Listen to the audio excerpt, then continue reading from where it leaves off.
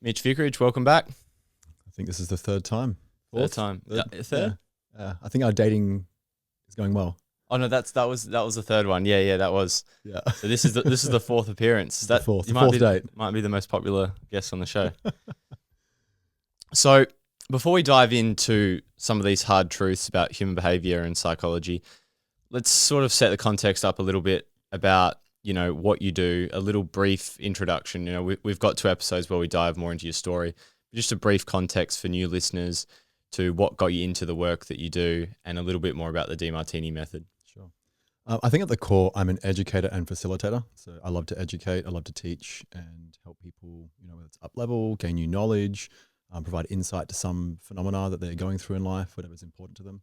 And then facilitate transformation. We all have these limitations. It's the human experience, whether it's the limitation of our mind, the limitation of our body, the limitation of our business, our relationship. We all have these human struggles, these tensions of where we feel our capacities meet our edges and these limitations. So I love to facilitate people and help them breed a newfound sense of hope or possibility or realization.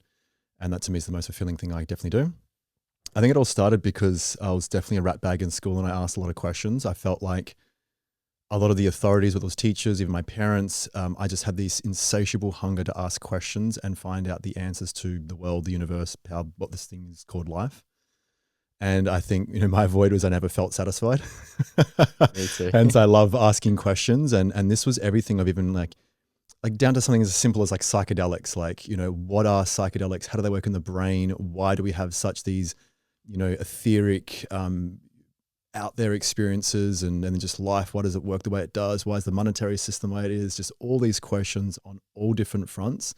It felt very universal. And I think that's why I eventually landed on universal laws. I needed a framework to understand reality in such a simple context.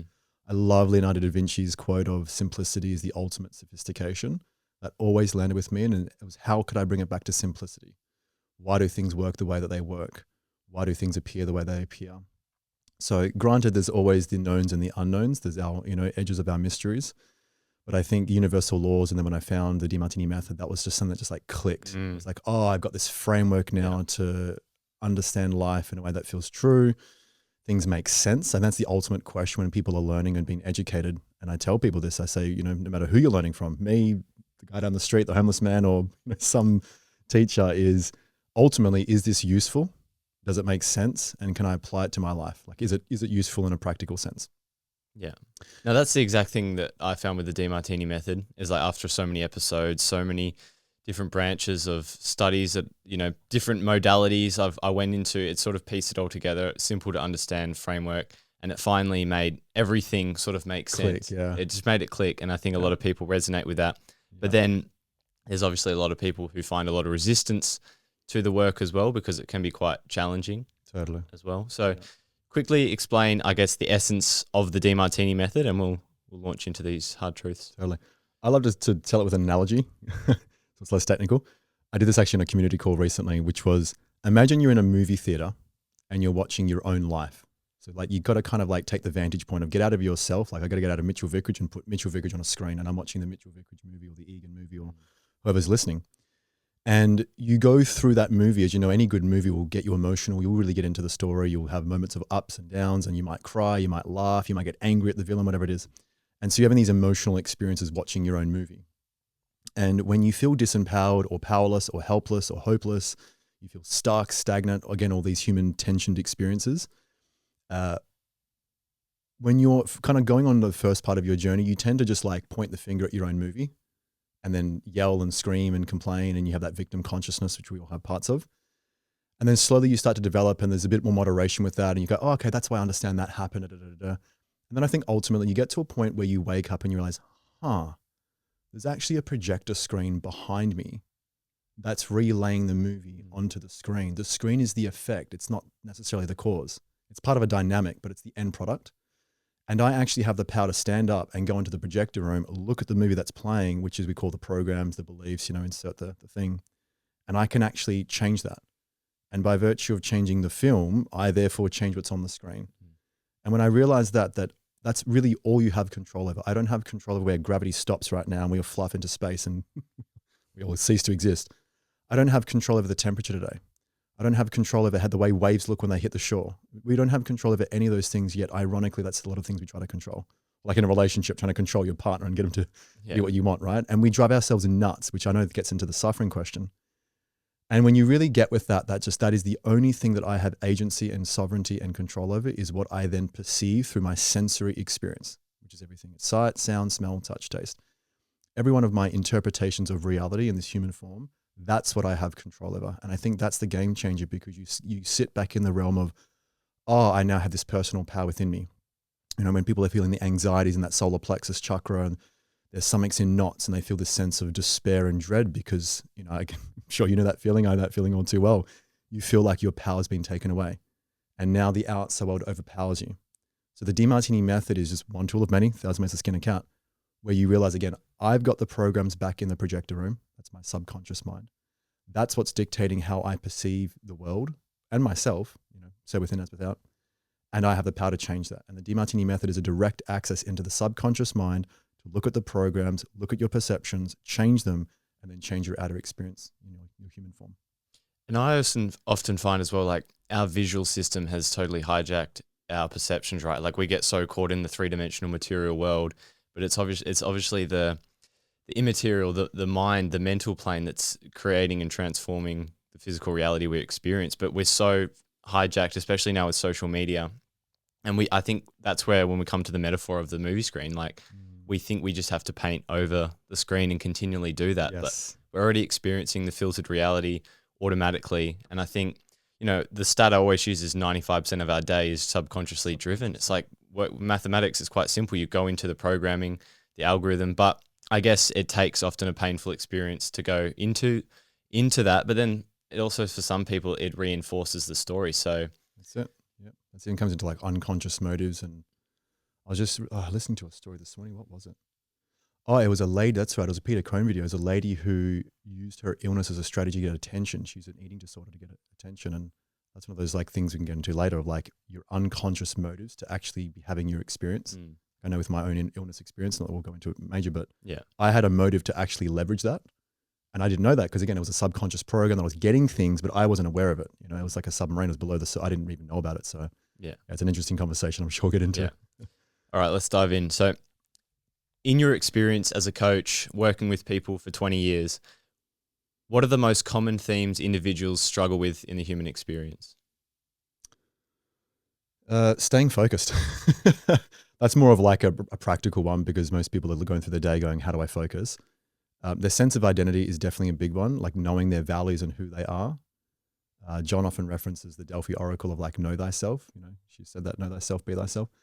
And that's very understandable, because we live in a world where we're constantly comparing, and especially the last 20, 25 years with social media, we've got these phones and we're just consistently looking at people's lives. And so we have this contrast of I'm better than them or they're better than me. And then we start to oscillate, and that kind of starts to, you might say, distort your own sense of self. So I definitely say many people are going around not really knowing who they are. They kind of think they know who they are. And I guess there's always this unfolding, like I'm still discovering who I am at a core level. But this general sense of being rooted in yourself and really knowing what your values are, what's really important to you, that would be definitely the most common one. And just how to focus, because they kind of piggyback each other. If you don't know who you are, you're going to be distracted. You're going to go to this hedonistic pursuit. You're going to be doom scrolling, looking for escaping your life. I need to get away and do holidays. Maybe I should try this. And you kind of hop, skip, and jump over the place. And you don't really get, like a tree, those deep, deep roots in the earth and your own self, your own groundedness. And because that's going to definitely assist you in focusing what's really, truly important. Those two things, I think, go hand in hand. Just your sense of self, your sense of identity. That's probably the one thing that people really struggle with. I mean, like how many people even listening right now struggle to even just look in the mirror? I know I did definitely for years. It was difficult to just hold even eye contact, let alone feel comfortable with what I was seeing and feel this sense of like, I belong in my body. I feel comfortable in my skin. I know where I'm going. I want to take everyone I love on the journey. That took many years of development to get to this place of like, oh, I actually know who Mitchell Vickridge is at this like core level. And many people struggle with that. I think we're in a world of noise, confusion, and comparison. Social media has given us so many beautiful things, including this podcast, but it comes with the benefits and the drawbacks. And one of those things is distorting people's identity. I'd say that's one of the biggest core issues that most human beings struggle with.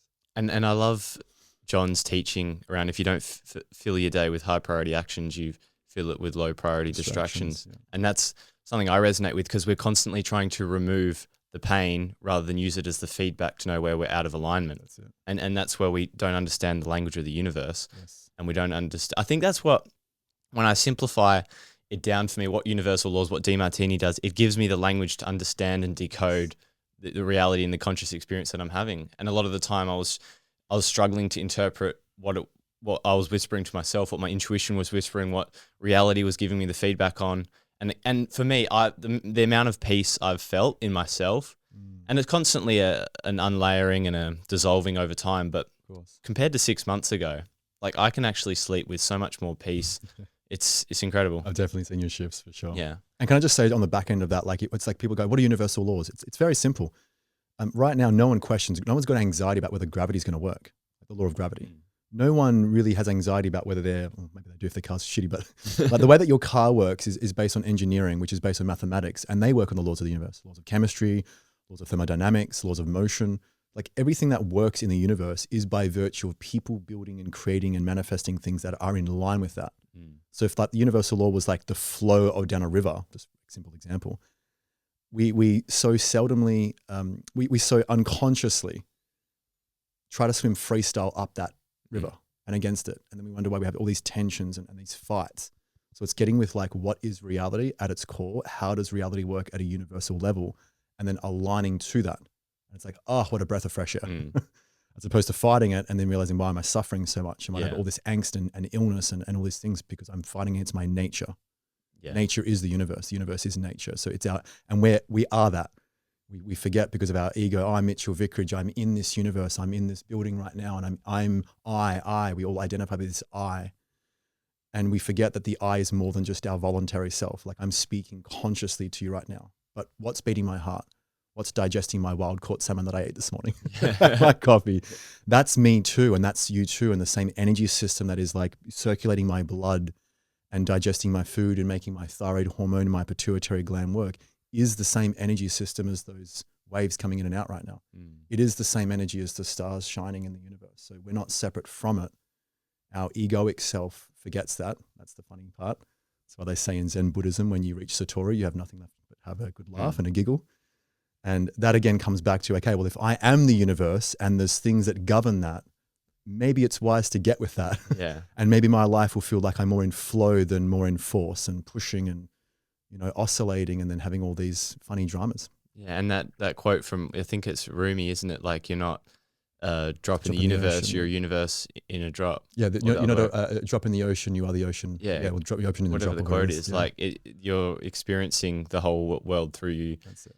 And I think with the universal laws, like a really practical one is we unconsciously seek a pleasure without a pain. And for me, the emotional stability from having an awareness that whenever I'm striving towards something, that there is going to be drawbacks, and the emotional stability I've had before, because I was very amygdala driven with my pursuits and the oscillations I would have within myself, like you feel invincible, like the dopamine being released and you're chasing towards something. And then you'd go into these lows, self-comparison.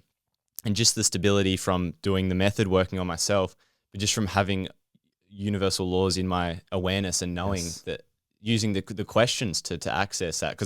And then you start to experience life, reality with both at the same time. Yes, I love that. And just on the back end of that is one of the suffering pursuits, I know we'll get into the suffering, but one of the suffering pursuits is the get there pursuit. When I get there, when I get to this place, when I eventually find love, when I eventually get the money and the health and the thing, and the universe, you have it all. Again, nothing's missing. And what I remind people and what I love educating and then when I facilitate is you're not trying to love yourself or experience love. You're coming back into contact with it. It's already there. It's the substrate of the universe. It's the thing you're breathing and feeling and are. You're just coming back into contact with it because our dummy mind forgot. So, and the same as like the gratitude, there's a place of that you can rest into where gratitude emerges because you come back into contact with it. When you stabilize your mind because you're oscillating with intrusive thoughts and you've got all this mental real estate, and then you stabilize your mind and then you have a quiet mind and you have a sense of presence and certainty, you're coming back into contact with it. It's your nature when you align with universal laws, and the method is helping you come back into contact with that. And I think that was the biggest differentiation, even my own pathway, because I didn't love myself. I didn't know myself. And I was trying to get over there. It was just up, if I just keep up, and it was out beyond myself. And that's the big illusion. That's the Maya, as the Buddhists would call it. We're on this pursuit which is a bit like when we look at a dog chasing its own tail, we go, dummy, we're doing the same thing. And we don't see it because we're so myopically focused on the pursuit of out there, and we forget that there's already a there and a here and a now, this eternal place that resides within us. Jesus said, not I'm not religious or anything, but he said the kingdom of heaven is within you. Tend to believe that's quite true. And that's your ultimate essential self. All parts of you are essential. God didn't screw it up. You're perfect, whole and complete, yet unfinished in this like human quest. But that place rests within you. And again, universal laws and the method are designed to get you back to remembering that place and realizing that place, not achieving it. Before we dive into the suffering one, I think a lot of people who are driven to pursue fear that they'll lose their fuel source if they dissolve their fears. And it's sort of the illusion of the ego that like we're using our fear to propel us forward. And obviously that keeps us stuck and we're constantly delaying our gratitude for life as it is now. But how do people understand that when they dissolve these fears that they're only going to be more emotionally stable, more inspired, more clear, going to make better decisions? But it's hard for the mind to comprehend that that's going to happen. Totally. What's interesting is there's even a subtle like morality of that, like that being inspired is better than being in fear, which is interesting. I sort of mention because that's where we do operate from is our voids. We think things are missing. There's this fear that like if I don't have the thing, then I'll miss out or whatever. So that spot is still essential in terms of a human journey. But I love what you said in terms of if people then find that, you know, their voids aren't missing, they find that they've got everything in the universe or whatever, or they're balancing their mind, they get a deeper power because if you're in your fear, you're in your lower mind, you're going to be in survival orientation, which is not a bad thing. We all have it. As you start to balance the mind and you move towards a higher, more abstract part of the brain where you see things more clearly in a more balanced way, your vitality returns, your inspiration returns. So you can use that as like a jettison and a fuel to obviously power your life up, and that it expands you. Because when you're under stress, everyone knows you have muscular tension. You feel tight and constricted and restricted. Your jaw lock and your shoulders are up at your ears and you've got a tight stomach and you feel like your intestines are like a pretzel and your pelvic floors or your butt holes tight and everything's tight. So these tensions and compressions in the lower mind, they kind of, we can't really see far beyond ourselves. Like many people are living day to day or even just week to week. And so by virtue of what you're saying, you know, balancing the mind or returning to this understanding that you are the universe or having more love and gratitude, you expand that, you tend to open. So John calls it your space and time horizons.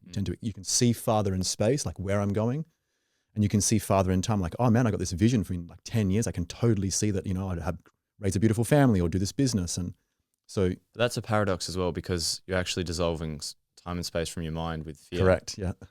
Well, you're adding space and time to the mind with emotion. You're extracting it with love and gratitude. Yeah. And you're present. It's not like, oh, I'll one day do this thing. It's like when you have a really clear vision, it's done. Yeah, it's certainty and presence of the mind, that's right? It. Yeah, so that's it. Yeah, because I think there's like a lot of I know for myself 2 years ago, like there was so much more fear and amygdala drive.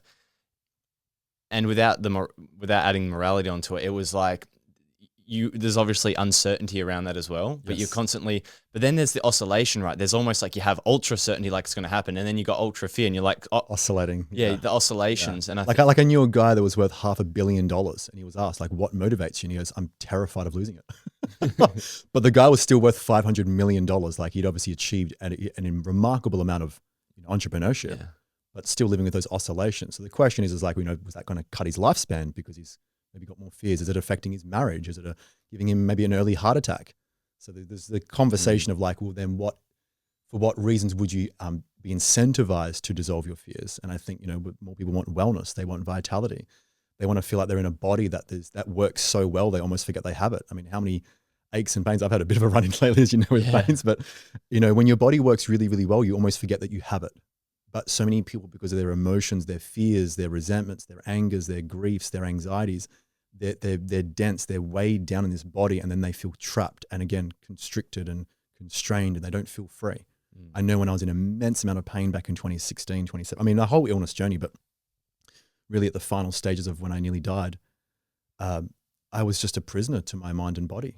And you feel like that's the ultimate suffering. It's because you don't feel like you can actually inhabit this body you were given. You feel victim to it. You don't feel empowered to be with it. You feel like it's working against you. And I know the internalization or the internalized story of like, what's wrong with me? That's a very all too common one of like, if I've got an anxiety, what's wrong with me? What's wrong with my brain? Is it screwed up or What's wrong with my body? Because I've got endometriosis or colitis or ankylosing spondylitis or MS. What's wrong with my body? Why is it breaking down? And there's a frustration with those tensions and compressions because of these emotions, whether it's fear, grief, anxieties, whatever it is. And not knowing how to work with those emotions, realizing they're actually teachers. They're not bad things. It's not a moral thing. When you're angry, it's not good or bad. It's just a human experience.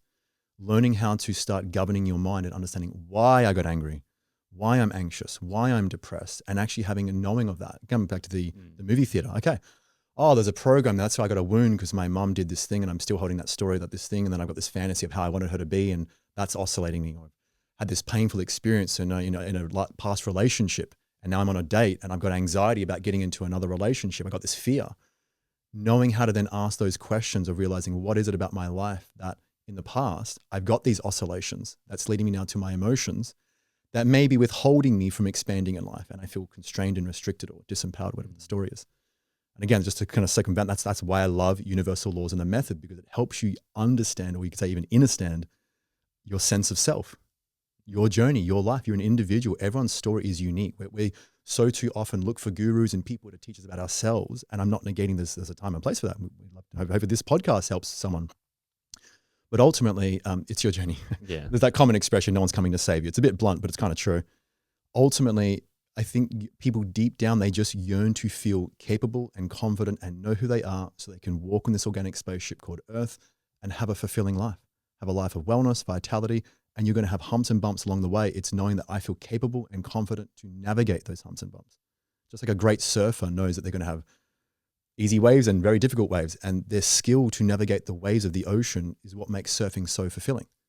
Or as great sailor, the expression is calm seas don't make great sailors. So it's knowing that when there's rough waters, you feel prepared, adaptable, resilient, and capable. I think this capability, we want to know that we're like enough, and we feel like, okay, that I don't need people to and I don't brain offload and expect people to save me and fix me. All those outside things are amazing. They're great. But if fundamentally there's this codependent need for the outside world to fill parts of my life and make me feel whole, you're going to always be in this perpetual state of angst, this tension. So to summarize, why do people suffer? Because we try to fight the universe. And I think that's how hilarious. Imagine yelling at the sun and being like, how dare you shine that way? Or oh, it's raining today. We just sometimes do that. Oh, it's shitty weather today. We that's a bit more of a colloquial, funny one, but we really do fight the laws of the universe. We fight physics, we fight our own chemistry, we fight our psychology, we fight our physiology. We don't know how to interpret the universe because, again, that's what we are. The egoic self would love to believe, I'm Mitchell Vickridge, I've got 10 fingers and I've got, 2 kneecaps and I've got genitals and a liver and I'm this human being with a bank account and that's a very limited way of viewing yourself. It's a very real way. I'm very grounded in my human journey and I can hold paradox that I am the fabric and structure of the universe and I'm a human being and hold that paradox. But it's because I can hold the paradox. I understand that's what I am. If you don't have that realization that you are the universe and you have these laws governing you, you're going to be fighting them. And the fighting is the suffering. Yeah, because for example, I think it all stems to morality, right? Because when you look at going to the gym, right? People have such an awareness that you go to the gym, you go through a set amount of pain and there's a corresponding pleasure or benefit or reward. They get the muscle growth. But when it comes into other people and our interaction with other people, then morality comes in and it's all to do with our worth and it being accepted into the tribe. And then we sort of deny and resist the universal laws due to the fact that there's so much resistance with morality. What do you think people most misunderstand about morality? That it's absolute. Because even Montaigne, he was one that traveled all around the world. John says he couldn't find a universal morality set. I think we self-righteously want to believe that our moral framework is right. But then again, you talk to someone in another country, they'll tell you, no, that's wrong. My one's right. And then you have an argument. I think as well when you zoom out, big picture, and I understand there's a human element to this response, but the sun's not worrying about whether things are right or wrong. The ocean doesn't look at your calamities and adversities and think, oh, you poor thing, and victimize you. No part of nature ever really shows sympathy, which is quite interesting, or tends to feel sorry for people who feel victimized by someone's morality of good, bad, right, wrong.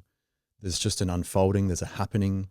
We know, astrophysicists know that if you took all the positive and negative energy in the universe, you'd get net zero. There's a zero-sum game type thing, a non-zero-sum game, sorry. So there's a net negative zero energy to the universe. There is no real right and wrong at a universal level. It's a human construct. And is there a time for it? Yep, absolutely. Does anyone escape their morality? Nope. Do I have a moral framework? At times, because it's going to come under survival conditions. Morality was birthed out of survival, because whatever challenged you that could be a threat for death was labeled as bad. That was the negative side of life. And whatever supported you to keep bringing rebirth and new life, so cells could divide and you could continue life, was considered good. And that was the most, at the bottom of the barrel, you got the most black and white. It's the most fundamental. And that's what they called extremists or fundamentalists.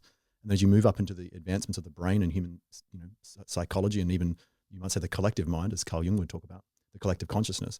When you go up higher and higher, it becomes more abstract. There's a gray, and that's situational ethics. That's a I don't know. That's a what if this things. There's just question marks at the top, because there's an ultimate I don't know if it's good or bad. And all the greats have said this. Even Shakespeare said there is no good or bad. There is no good or evil. It's the thinking that makes it so. And I think that's one of the biggest misconceptions, is that there's an absolute morality, when we allowed to say there's a moral relativism, which is the big thing recently with John and Aubrey, and that whole conversation is, and I tend to take that position. I don't know. I've worked enough clinically now with the thousands of hours doing this, and some of the most horrific stories you can imagine. And when I'm done with these men and women who are saying thank you, I love you, to the individual that they thought originally was evil and had resentment and was running their life, and now their heart's open saying thank you, I love you, it's difficult for me to then say, well, then those things are still wrong and bad. I would be in my own conflict because of that now. I'd be in a disconnect. So I also hold the paradox. Is there a time for morality? Yep. Is there a time where you can also see beyond it? Absolutely. So how does someone grasp that everyone can probably think to someone in their life that they have absolute certainty that they're evil and a bad person and they've done wrong things to them to cause them pain? How could they understand that they could come to a state of gratitude and love for this person? Well, there's that famous, hilarious quote, is that we know what we know there's things we don't know, and then there's things we don't know. And that's the border of our mystery. As I evolve more and more, I go, interesting, I can see another side to that. You become more abstract, you see more gray. So there's just, again, it's a limitation of our mind. A baby doesn't know how to speak words. It has to learn that. There's a limitation of the baby's understanding of the human language. So it uses crying and cooing and all these things to get its needs met. So I think of it like a concentric sphere, a circle. I, Mitchell Vickridge, in this moment in my life right now, know things, and I know that I don't know things, and then I don't even know what I don't know. But that concentric sphere continues to grow as I grow and evolve. And then I have more information that changes that pre-existing morality or some sort of belief, some sort of program. It can fluctuate. And that's the real sign of intelligence. This idea of metacognition, where I can look at Mitchell Vickridge's thoughts instead of just being a reactant, animal, reflexive, reactive state. I can go, I just had a reaction. That's interesting. I labeled that bad. Okay, what is it about that? And I can study my own thoughts, and I can start to, if I already know universal laws are there, and there's a fundamental abstraction of the two sides, I can then already pre-program that. I can have my experience of morality and emotion or whatever, and then I can study that. And that's the real sign of intelligence, is how flexible are you? That's the big thing about, plasticity. It's a neuroplasticity, bone plasticity, organ plasticity. We're flexible creatures, and we're transient and in nature. So we can change. It's the people that have very fixed belief and fixed, rigid ideas. They tend to be down the bottom of the barrel because they're unwilling to change. It's I'm right and you're wrong. And so there's an extremist there. There's an unadaptability. There's unresilience.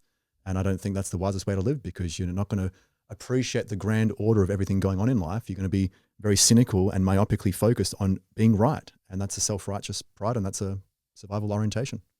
Yeah, I was looking at studies on the brain, and when people are in that amygdala state with their chemicals and hormones and stuff, like the neurogenesis slows down, and they're not going to evolve and expand their awareness. It becomes an illness, which is a regression of your cell, down to the cell type. In cell biology, you see it. The more stress you have, the more primitive the cell becomes.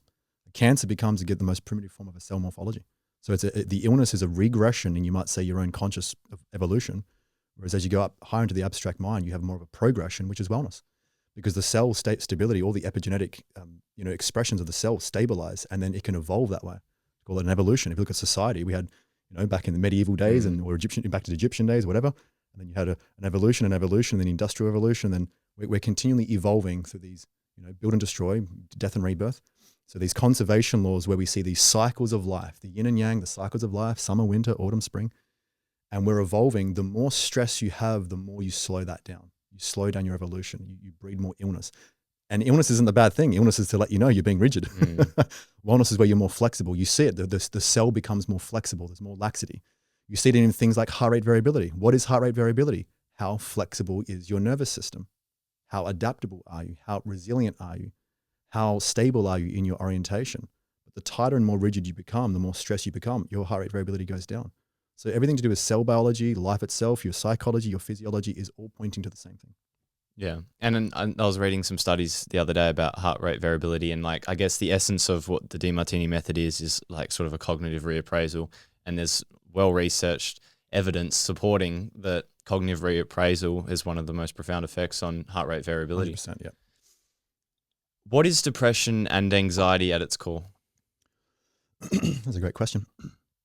Well, let's start with depression. I think almost everyone has had moments of their life where they've experienced depression because, in the allopathic model of medicine and psychology, you pick up the DSM-5 manual or whatever, it's this phenomena. It's an actual thing like you catch. You have depression. It's a disease. I remember a psychologist when I had a lot of mental health stuff going on. I remember saying, you've got this awful disease called depression. I was really charged about it. I was thinking, shit, was that a projection? That's the first thing, because I take a very different approach with the way that you even view the body and the mind in terms of disease states. That's the first thing, is people think you get depression. You have it. Like it's an entity and it's a real phenomena. The experience is real. But again, if you're a transient being, you're experiencing depression. You don't have depression. And some people want to defend that. That's fine.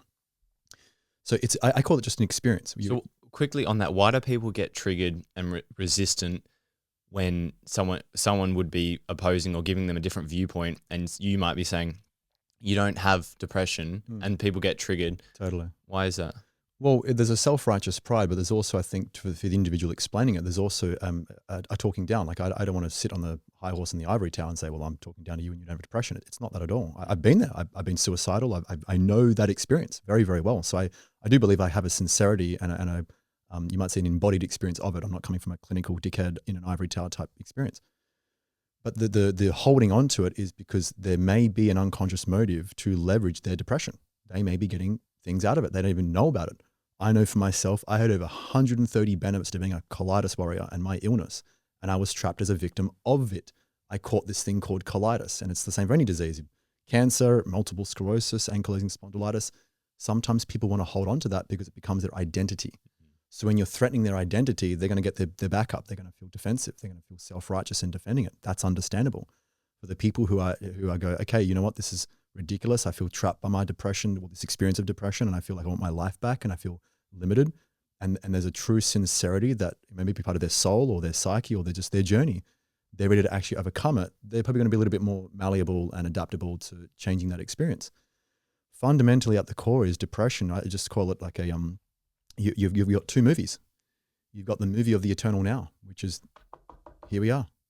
This is it. And you can't hold it. It's like trying to grab air with your fist or catch water in a sieve. It's going to elude you. You can't catch the eternal now because it's ever unfolding. There isn't even a past or a present. We kind of think that with the mind. The now is in between, and then there's the future in front of us and a past behind. That's still a mind concept. It's just a now happening. There's an unfolding happening. And so there's that movie. How present are you to that experience, the here and the now? And then there's there was this thing that happened in my life where my mom did this thing or my dad beat me or my bullies did this, and whatever the painful experience that you've got stored in the brain. And you're now comparing that to the other movie, which I just call the opposite anti-movie, which we call a fantasy of how I wanted life to be. And so there's this pleasurable experience in people's brain with depression, who are experiencing depression, of how they want life to be, how it should have been, could have gone, was supposed to have been. If my mum hadn't done this and abandoned me, life would be better. If my dad didn't beat me, I wouldn't be so screwed up. And they're playing this movie on repeat again and again. And it's just there, and there's a clinging, and they're not willing to let go. I want that movie to be playing. I want that as my reality, and there's this tension that underpins that. And so the degree to which you have elations and fantasies and pleasure associations to that movie will be to the degree that you quite literally and homeostatically have the opposite experience. So depression is the cure. Depression is the therapy. And you won't probably ever hear a psychologist say that, but that's the reality. And I'm working clinically now. I have certainty of that. Your depression, your experience of depression, is the counterbalancing force to the elating movie that you're holding on to. And it's trying to do that to break the addiction to that experience that you want, because that's not real. And that's not what happened. I love Peter Crone's line where he says, what happened, happened and couldn't have happened any other way because it didn't. So you're either going to get with the universe and the universe as it was and it is and it will be, or you're going to fight it. And the fighting is the depression, but the depression isn't the disease. It's letting you know you're fighting the universe. It's letting you know you're fighting your timeline and the perfection of your life. I'm not negating it was a hard experience. I'm not negating it might have been traumatic in your mind. I'm not negating any of those things. I've been there, but I know there's another side to that. And it's a bit like being limited where you're in a room and you don't know what's outside the room. Well, I assure you there's a whole life outside there, but if you're trapped in here and then you're wishing for it to be different or something, you're going to suffer. So depression, ultimately at the core, is a mind split between the eternal now and being grateful for your life versus fighting the universe and fighting your mind and fighting your life and wishing life to be different. That's the core of it. There's obviously sub-derivatives and subcomponents, but that's the core of it. I wish my life were different because there's some past pain, some past wound that you haven't resolved, and you're comparing it to how it should have been, could have been, supposed to have been, and that's the depression right there at its core. Yeah. Anxiety, kind of the same thing, but it just depends how you interpret it. What tends to, and this is why depression and anxiety usually go hand in hand.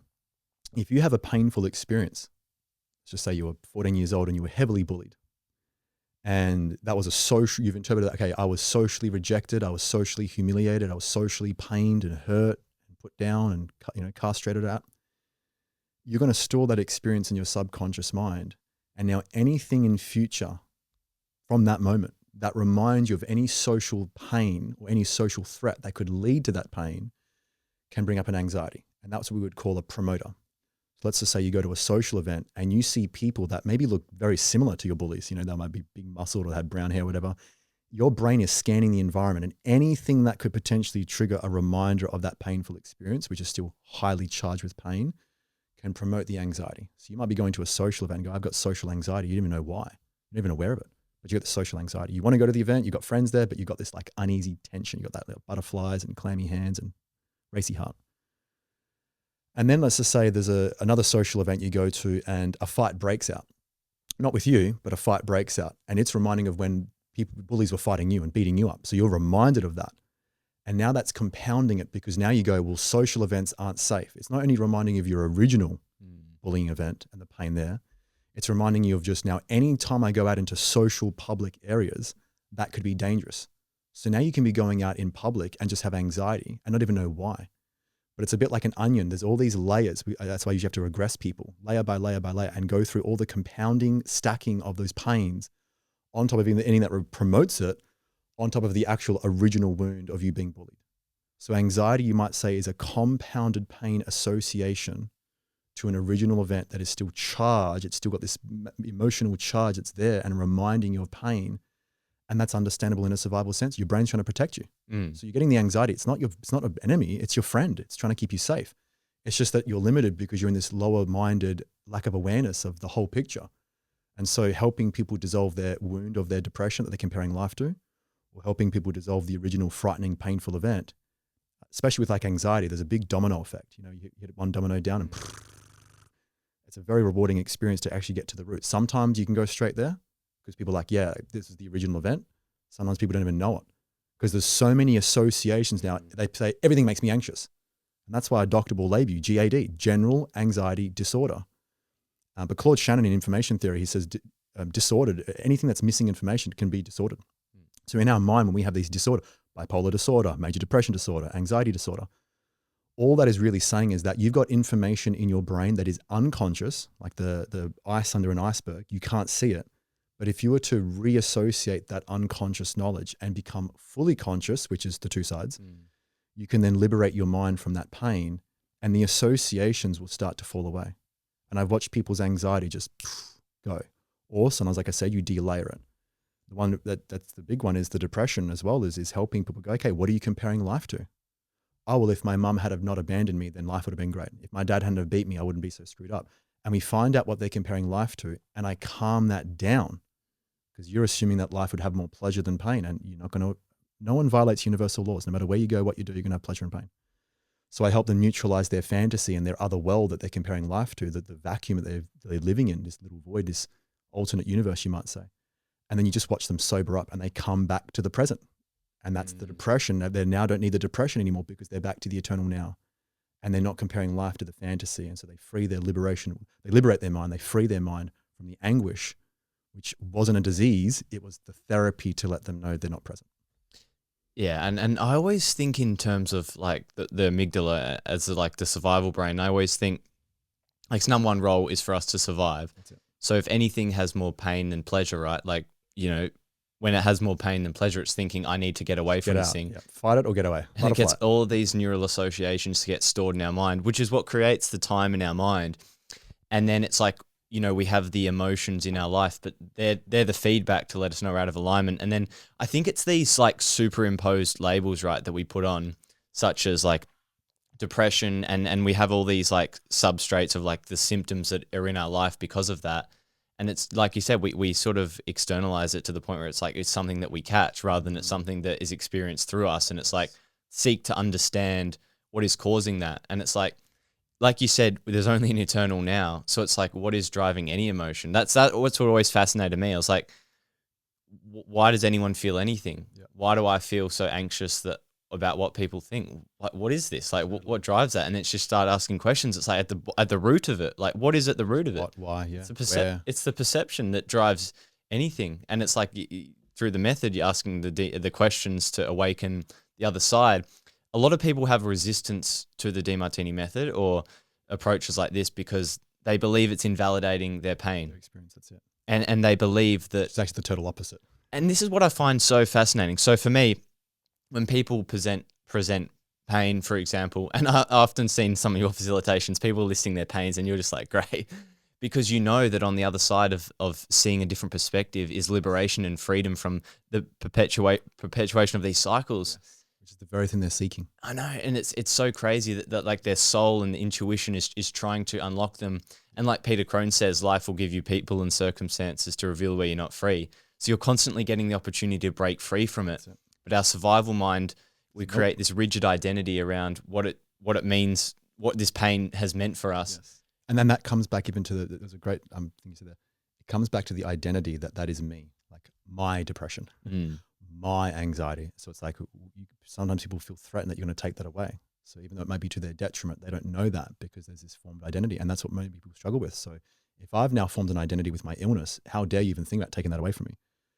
What I tend to express to people, it's a really silly analogy, but it kind of works, which is we've all probably driven a car, or if you don't have a license, you've been in a car, and you got the dashboard. And when the oil level drops, you need a certain amount of oil to keep the piston rings healthy. And I don't really know how cars work, but you need a certain amount of oil. When that becomes deficient and goes too low, there's a sensor that feeds the electrical wire into the dash light and you get the check oil light. No one's then driving a car and going, oh shit, now I've got low car disease. Right? That's ridiculous. You just think, oh, that's an experience that my car is having. There's some deficiency. I should just probably go top that up to get back to a balanced level because too much oil, no good. Too little oil, no good, right? There's a mid ground. And then the oil light goes off of the dashboard. So that wasn't a disease. That was a feedback. The anxiety is the feedback. The depression is the feedback. The illness is the feedback. It's not a permanent state because that was going really a bit deep on this. That's what I was told too when you go to allopathic medicine. Oh, you've now got ulcerative colitis. It's an autoimmune disease. You'll have it for life. So even if you get into remission, you still got to look over your shoulder because you still got it. It's going to haunt you forever. So that's the kind of the bullshit you're fed. And it's just ignorance. It's believing that once you get something, that's it. It becomes you. And I'm big on this part is that people don't realize they're actually this crystalline miracle. You're a transient, ever-evolving being. And you can change those expressions in the body. Are you going to do it? I don't know. But can you do it? Absolutely.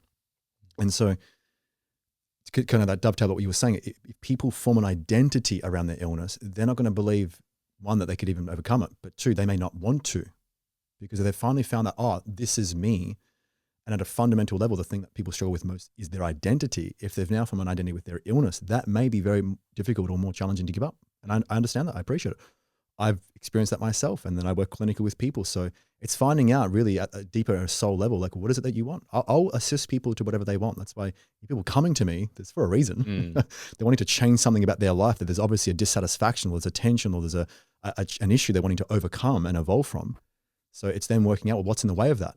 Because you may be holding on to that identity. Maybe I've got to go into, what are your unconscious motives? What are you getting out of your anxiety and depression? Are you leveraging Centrelink payments because you don't work? Are you getting sympathy from your friends and you felt like that you didn't get that from your family, so now you found a way to get sympathy and attention? Well, that's going to be hard to give up because we've got to find out where you can get attention that's not involving with depression, anxiety, or an illness. So there's lots of, and that's what I love about the facilitation process. You're really getting into someone's psyche and going, what is their individual story that has got them to this point?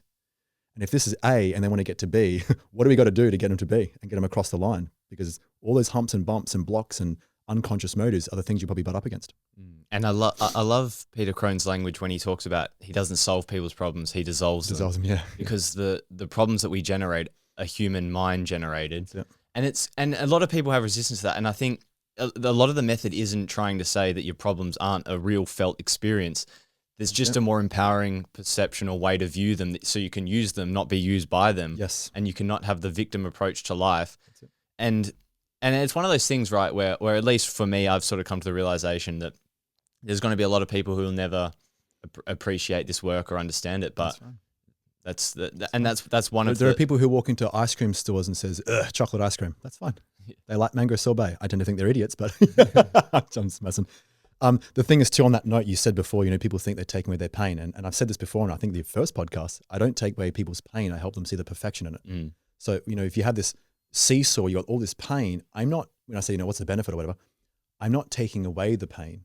We're adding to an ever greater truth that there was pain. You know that. You've got probably a PhD in it. I want to know what the other side of that to balance the scales. So both are true, which is the paradox. And that's why you liberate the mind. You liberate the mind through paradox. And the more that you identify with the story, you reconsolidate it. That's it. You remyelinate the brain. You just strengthen those neural pathways. You strengthen the story, and that's your identity. And then you're trapped.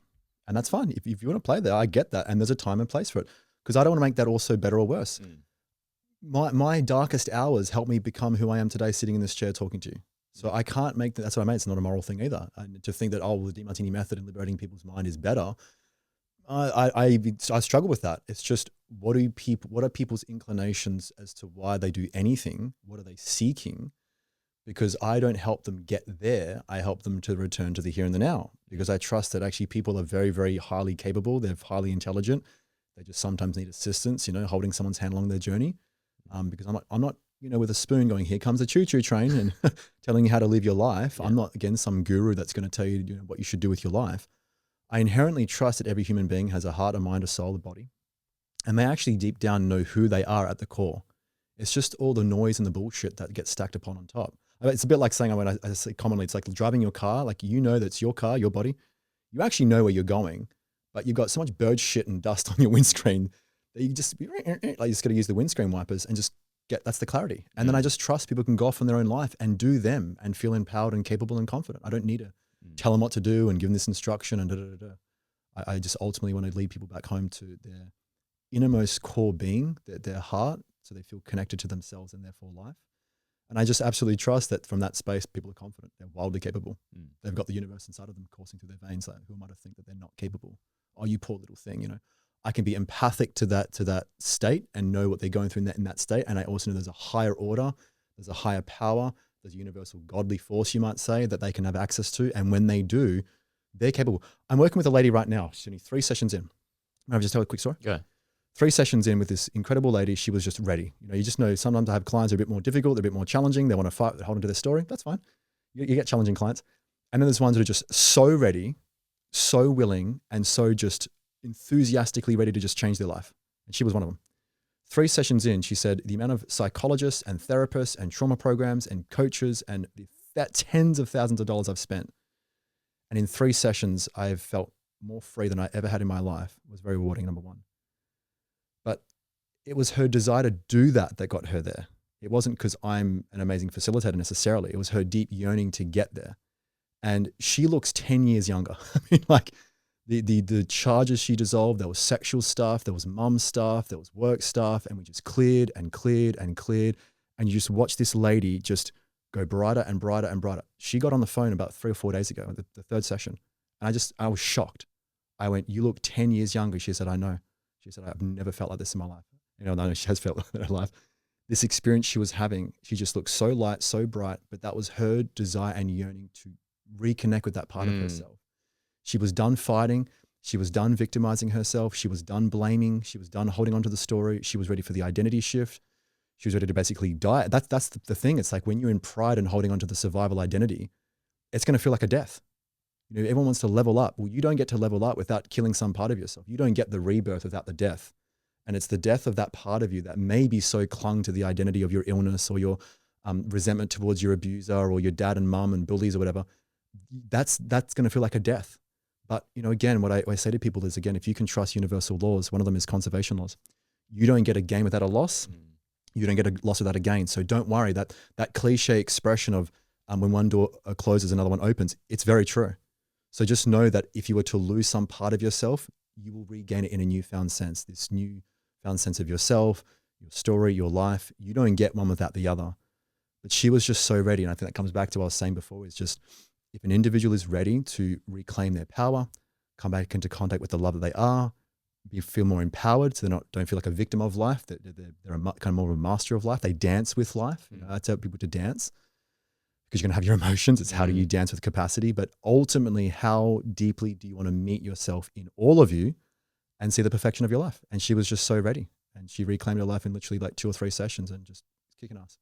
And that's why I love the Demartini method, because like you can have that drive to want to change, but you can get very misled by the wrong frameworks that take you sort of on a different journey. And that's where I love it, because it works in alignment with universal laws. And I guess at the end of it, it's freedom. For me, that's the cell that I always love for myself, is the freedom and peace inside my own mind. Yeah. And that was my greatest void. So it's driven my highest value. We're constrained by our judgments, and then we find liberation, and then we go to the next judgment and constraint. Yeah. And I love the idea of like, people are so capable, and it's like we often, minimize ourselves and we want a guru to tell us how to live. And it's like when we remember who we are and we piece back together the parts that are ego fragmented to survive, it's like we become inspired, and we and like you said, it's not better or worse, but I think there is a more empowered state that we all have access to. And yearn for. I don't know anyone who wakes up and says, I want a shittier marriage. I want to be poorer. I want to have a shittier non-working business that's about to go under.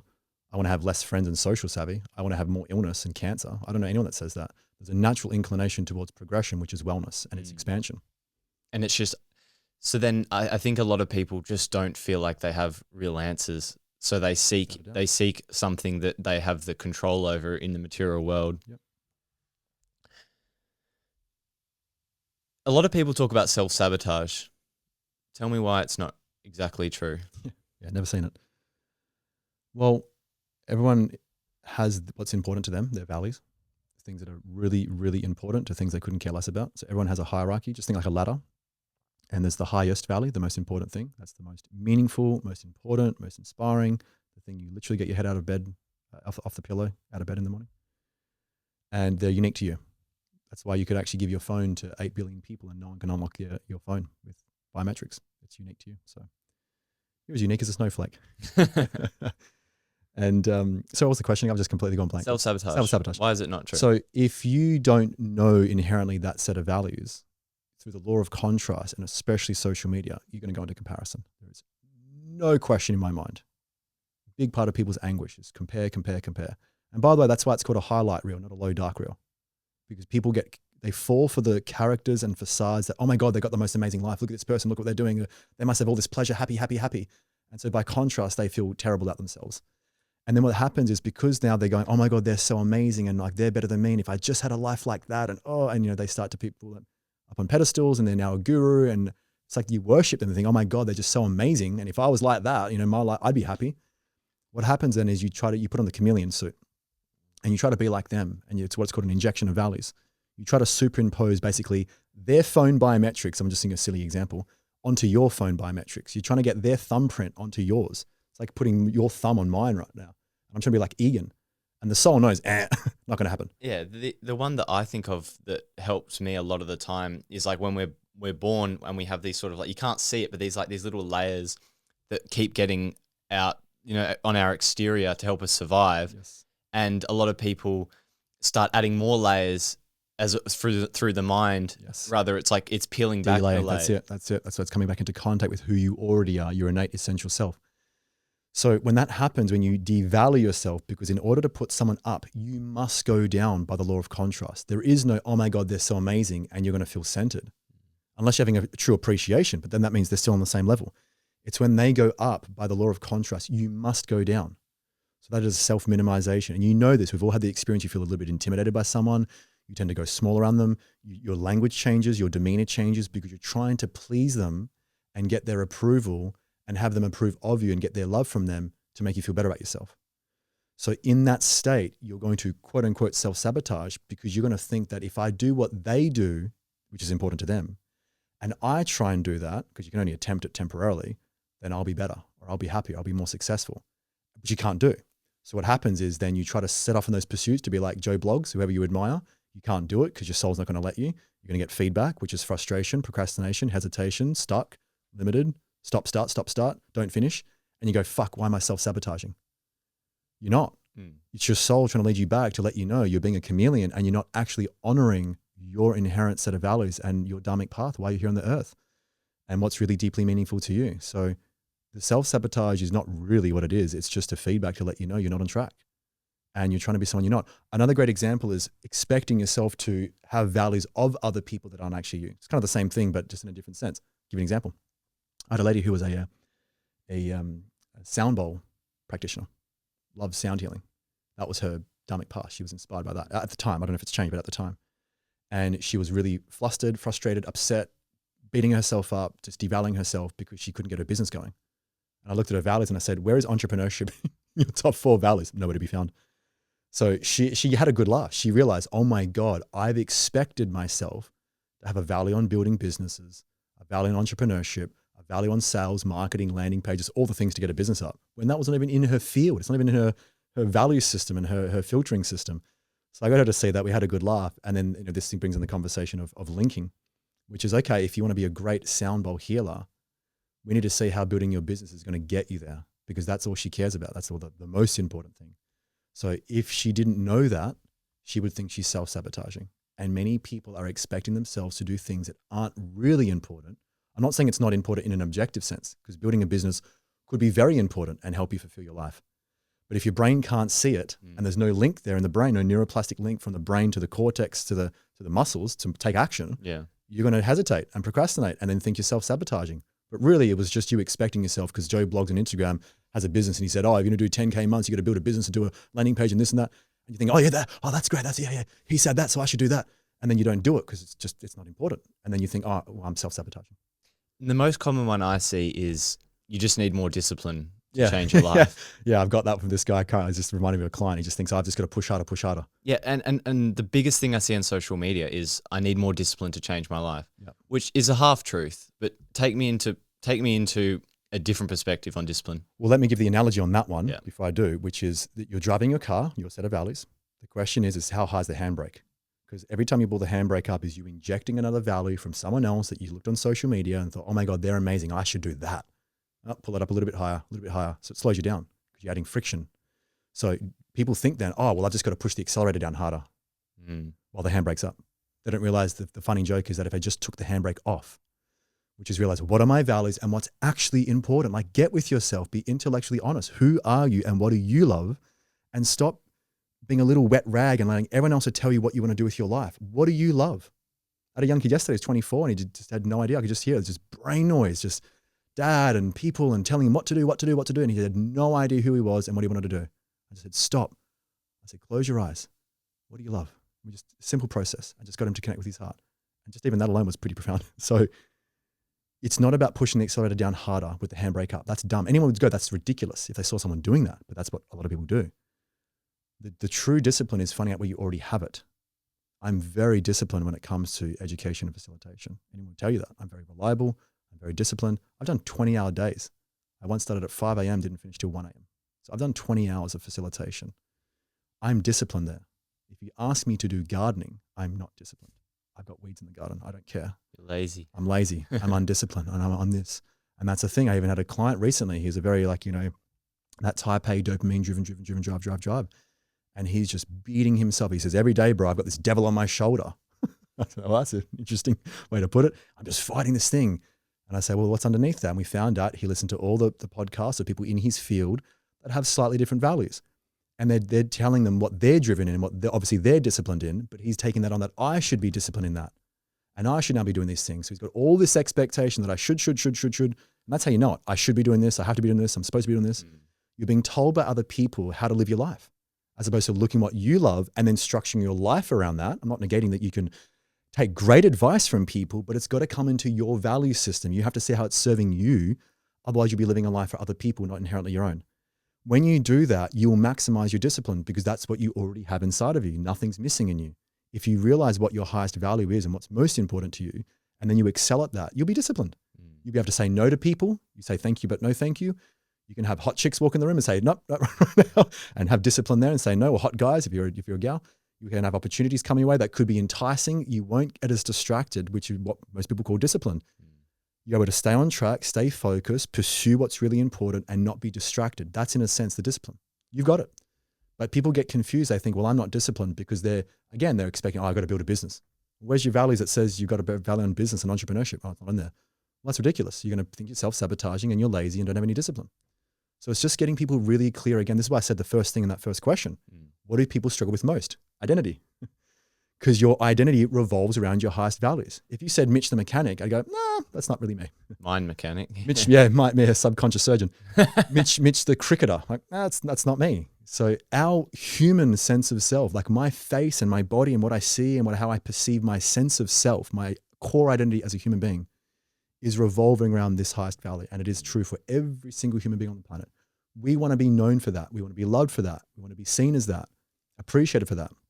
So if you're not being that and trying to put on the chameleon mask and pretending you're a cat when you're a hippopotamus or something, you're going to get symptoms, number one. And then you won't be disciplined in that. And then you're going to think, well, I'm lazy and procrastinator and all that kind of stuff. Talk to me about something people don't understand about ADHD when it comes to, because are we over-labeling ADHD? Absolutely. Yeah, we live in a world of pathologizing every little tiny thing and obsessed with putting labels on people's experiences.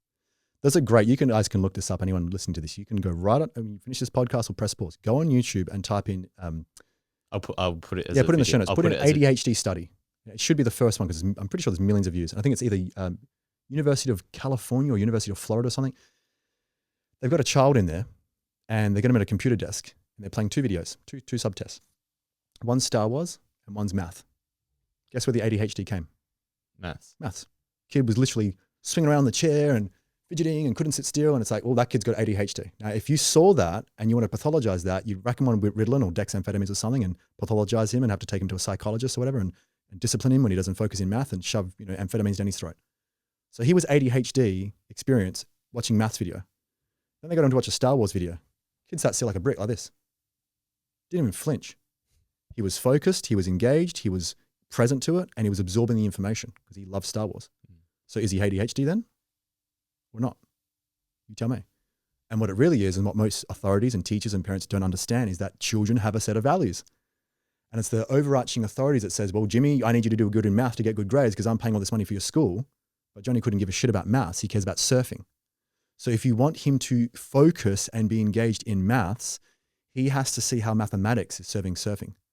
So you want to start talking to him and go, okay, Johnny, maybe study tonight and tell me the angular, get the angle of the crest of the wave, or what's the velocity of the wave coming in when you go to surf, and get him engaged with mathematics through surfing. And I promise you, Johnny's maths he'll be more engaged. He'll want to learn maths because it's helping him fulfill his surfing. He'll be on the board and think about, what's the width of my board? What's the length and what's the height and what's the speed and velocity? How much do I accelerate? Get him involved with mathematics through surfing. That's how you get children engaged and watch their ADHD go away. Everyone's ADHD. If you got me to do a day of shit I didn't care about, I promise you I would fidget. I'll have an attention span of an absolute idiot. I won't sit still. I'll be just looking left and right. I won't have any sense of engagement. And you'd go, Mitchell Vickridge is ADHD. Everyone has those tendencies or those proclivities if they're doing low priority shit. Things they don't care about. Yeah. And that's why it occurs so much in quote unquote childhood, because we put kids through school and the schooling system is trying to, everyone basically universal, teach them the same subjects and the same thing. And there's different schooling systems now like Steiner and all that. And they really nurture children's gifts. But that's how you teach them confidence. And that's how you get them to do executive function. And they won't have ADHD there, which is what are their values. Get them to do that. That's how you build confidence. That's how you build self-worth. That's how you build the executive center in the child earlier on, because they don't really finish developing to about 26 to 28. So if you want to develop it faster and accelerate a child's growth, and not just their brain development, but their sense of who they are, their confidence, their self-worth, and who they know themselves to be, get them to encourage their highest value. And then if you want them to do anything else, chores, maths, physics, whatever, link it and make sure they see how it's going to serve the highest value. And I promise you, you'll have a child who's engaged. Because we have attention surplus in our highest values, attention deficit in our lowest values. I'm pretty blunt with this when I say the ADHD industry is a multi-billion-dollar bullshit industry for the most part. Yeah. Are there anomalies and are there exceptions? Is there a cohort of people who are maybe like, brain structures that are different and they've got a bigger amygdala and lower cortex and there's some maybe TBI or something like traumatic brain injury? Sure. That's a very, very, very small cohort. And I've worked enough now with people with ADHD to go, where's your focus? Where's your focus? Where's your focus? And we find it every single time. And I think people get so much relief from the label because they're comparing themselves for who they think they ought to be. Yes. And then they get the relief from the self-persecution that they put onto themselves because they Nailed don't it. understand themselves and they don't understand what drives their behavior. You nailed it. Yeah. Nailed it. And when I was reading John's book, one of them where he took this young guy, went to a conference, had the mum, the son, I think he might have been 14, and the school counselor. And then the mum was talking about all these problems, like very like, throwing all these labels, my kid's lazy. Yeah, got all this. He's got this attention deficit thing. And then, John started to get to know this young kid and he loved video games and I think it was ice hockey or something. And he started to, like we're talking about how does learning about maths, the mum really wanted his kid to improve his studies at maths. So John just started to get to know who he was and how does learning maths help this ice hockey video game. This bloke had an incredible memory when it came to knowing every single score, every single player. And then by the end of the session when he spent an hour trying to help this kid see how learning maths would benefit his highest value. Boom. Mum, textbook. I want textbooks. I want to learn more about this. That's it. And look, parents are doing it hard enough, right? Life's got humps and bumps. There's enough stress in the world. So I get it, and if this is why these kinds of conversations are so important, because if there's an education out there, which is what I love, helping people go, oh, there's another way. There's a way that has more hope, possibility, less stress, less tension, less illness. And then what happens is you then see the perfection of your child. And I'm just putting children because that's usually where it starts. Yeah. You see the perfection of your child, which most do anyway. But then there's that little bit of tension going, oh, fuck. I know that angst because I work with lots of parents who have this tension build up. They love their children, but there's this disconnect. Resentment. The resentment and the forcing and the push, and there's another way. And when they find that, it's like, what a breath of fresh air. There's a whole opening. There's such a deeper appreciation for their child's uniqueness. And, I had this even in Melbourne when I was speaking in front of 350 people. It was a huge room. And the lady wanted to fight me on this, which was great. And she said, well, I'm ADHD. I haven't been able to focus since I was a child. I said, where's your focus? And she says, I don't have any. I said, where's your focus? And I just grilled her. I came up to her. I walked right up to her and I was just right in her face. And I said, I just loved her with stern love. I said, where's your focus? And eventually she broke and she started crying. I mean, this was a tearjerker. And she said, I can paint. I said, all day? She said, I paint all day. I said, great. Tell me about it more. She said, I love painting, always have, nature, this, that, and the other. She said, I have thousands of paintings in my home. I said, let me guess, you were a painter from a young age and the world got their hands on you and told you who to be and how to do and how to live. And that was a tearjerker. She realized that she'd still, like you'd said before, that it was the expectation of everyone else and they didn't know any better because they didn't really know themselves. And they allowed all those voices and people's commands to dictate their life. And that was a day of liberation for her because she was able to reclaim her true sense of self and her authenticity of being a painter. Her identity was a painter. Nothing more, nothing less. And what I find in the ADHD, last little bit on this, is that I usually find there's an extreme hyper focus in the highest value. So linking becomes even more important because if there's no association in the brain to the highest value, good luck. They're going to have fidget and have distraction. Because when you see that real type A, it's generally going to hyper concentration of the highest, whereas other cohorts of populations that have more of a dispersion. Like I'm quite dispersed. I'm still very high in education facilitation, but I got fitness and wellness and finance and business. So if you look at like a pie chart, you'd see a greater distribution of dispersion. Whereas the ADHD, it's almost like 90% in the highest. So they're very, very specialized people with very specialized hyper focus in their highest value. And so if you're a parent out there listening, or you're even a young individual, really, really get clear on that highest value because you want to structure your life around that. And I assure you then your concentration will go up. I saw this in Kerwin Ray, the late past Kerwin Ray. He said, I'd have ADHD. But he said, well, it's a superpower. He says, because I know that when I do, I can't remember what he said. He said, I have hyper focus. And I thought, well, that's a bit of a paradox. What do you mean you have ADHD, but then you're saying it's a superpower because you have hyper focus? The whole thing about ADHD is you can't focus. Yeah. So it was a I don't think he understood it, but he kind of did in some sense. But it was just interesting that he found the thing that he really loved the most. And that's where he had hyper focus. And I don't think he just realized that then the rest he just couldn't give a shit about. And if he had just delegated that and realized, that's not me, that's not Kerwin Ray, I am this, don't make me do anything else because I'm going to fidget and have in attention deficit, just delegate it out. He would have probably had more, smoothness or more flow, whatever. So it's usually find that the people, quote unquote, ADHD, they can focus on one particular thing for a long period of time. And that's what you want to find or have them find. And then structure everything else in their life around that. Link it all to that so they see how it's fulfilling. How would someone like that who has a hyper-concentrated value system, how would it benefit them to dissolve some of their fantasies as well? When it comes to, I think a lot of, the fantasy of like who I need to be. And when they've got a hyper-focused value system, do you think it has a more amplified effect on those? It's just a different case. I mean, it's just the reality is they still, that's their authentic self. Their authentic self and who they are on this planet is someone who has a more concentrated value system. Not good or bad, not right or wrong. There's a law of the one to the many, the law of laws. There's like the governing laws of all laws. And it just basically says from the one, the single point, like gravity, comes the many, and from the many comes the one. So you're going to have different human beings with many different dispersed values, and then ones that have a more hyper-concentrated one value. So that's just the range. You've got 8 billion people. You have a different mix. And it's just them finding out, this is me.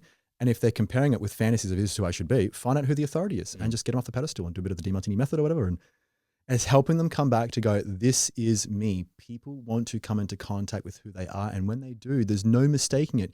When you come into contact with your authentic self, there's no mistakes. I don't access my authentic self and then go, well, that's wrong. The only way I could have that thought is because I'm still comparing myself to someone.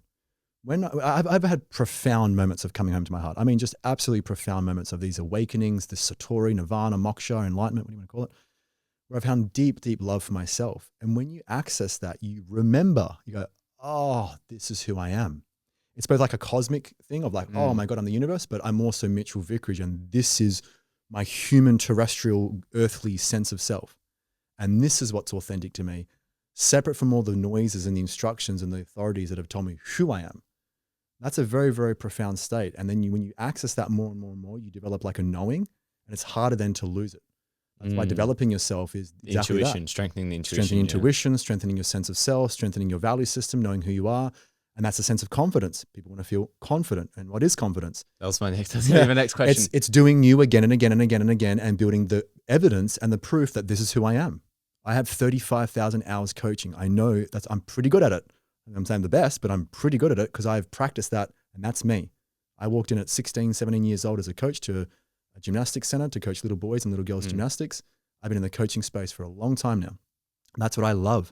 That's my authentic. Every time I've gone, oh, maybe I should be an entrepreneur and do this, and maybe I should do that. Nope.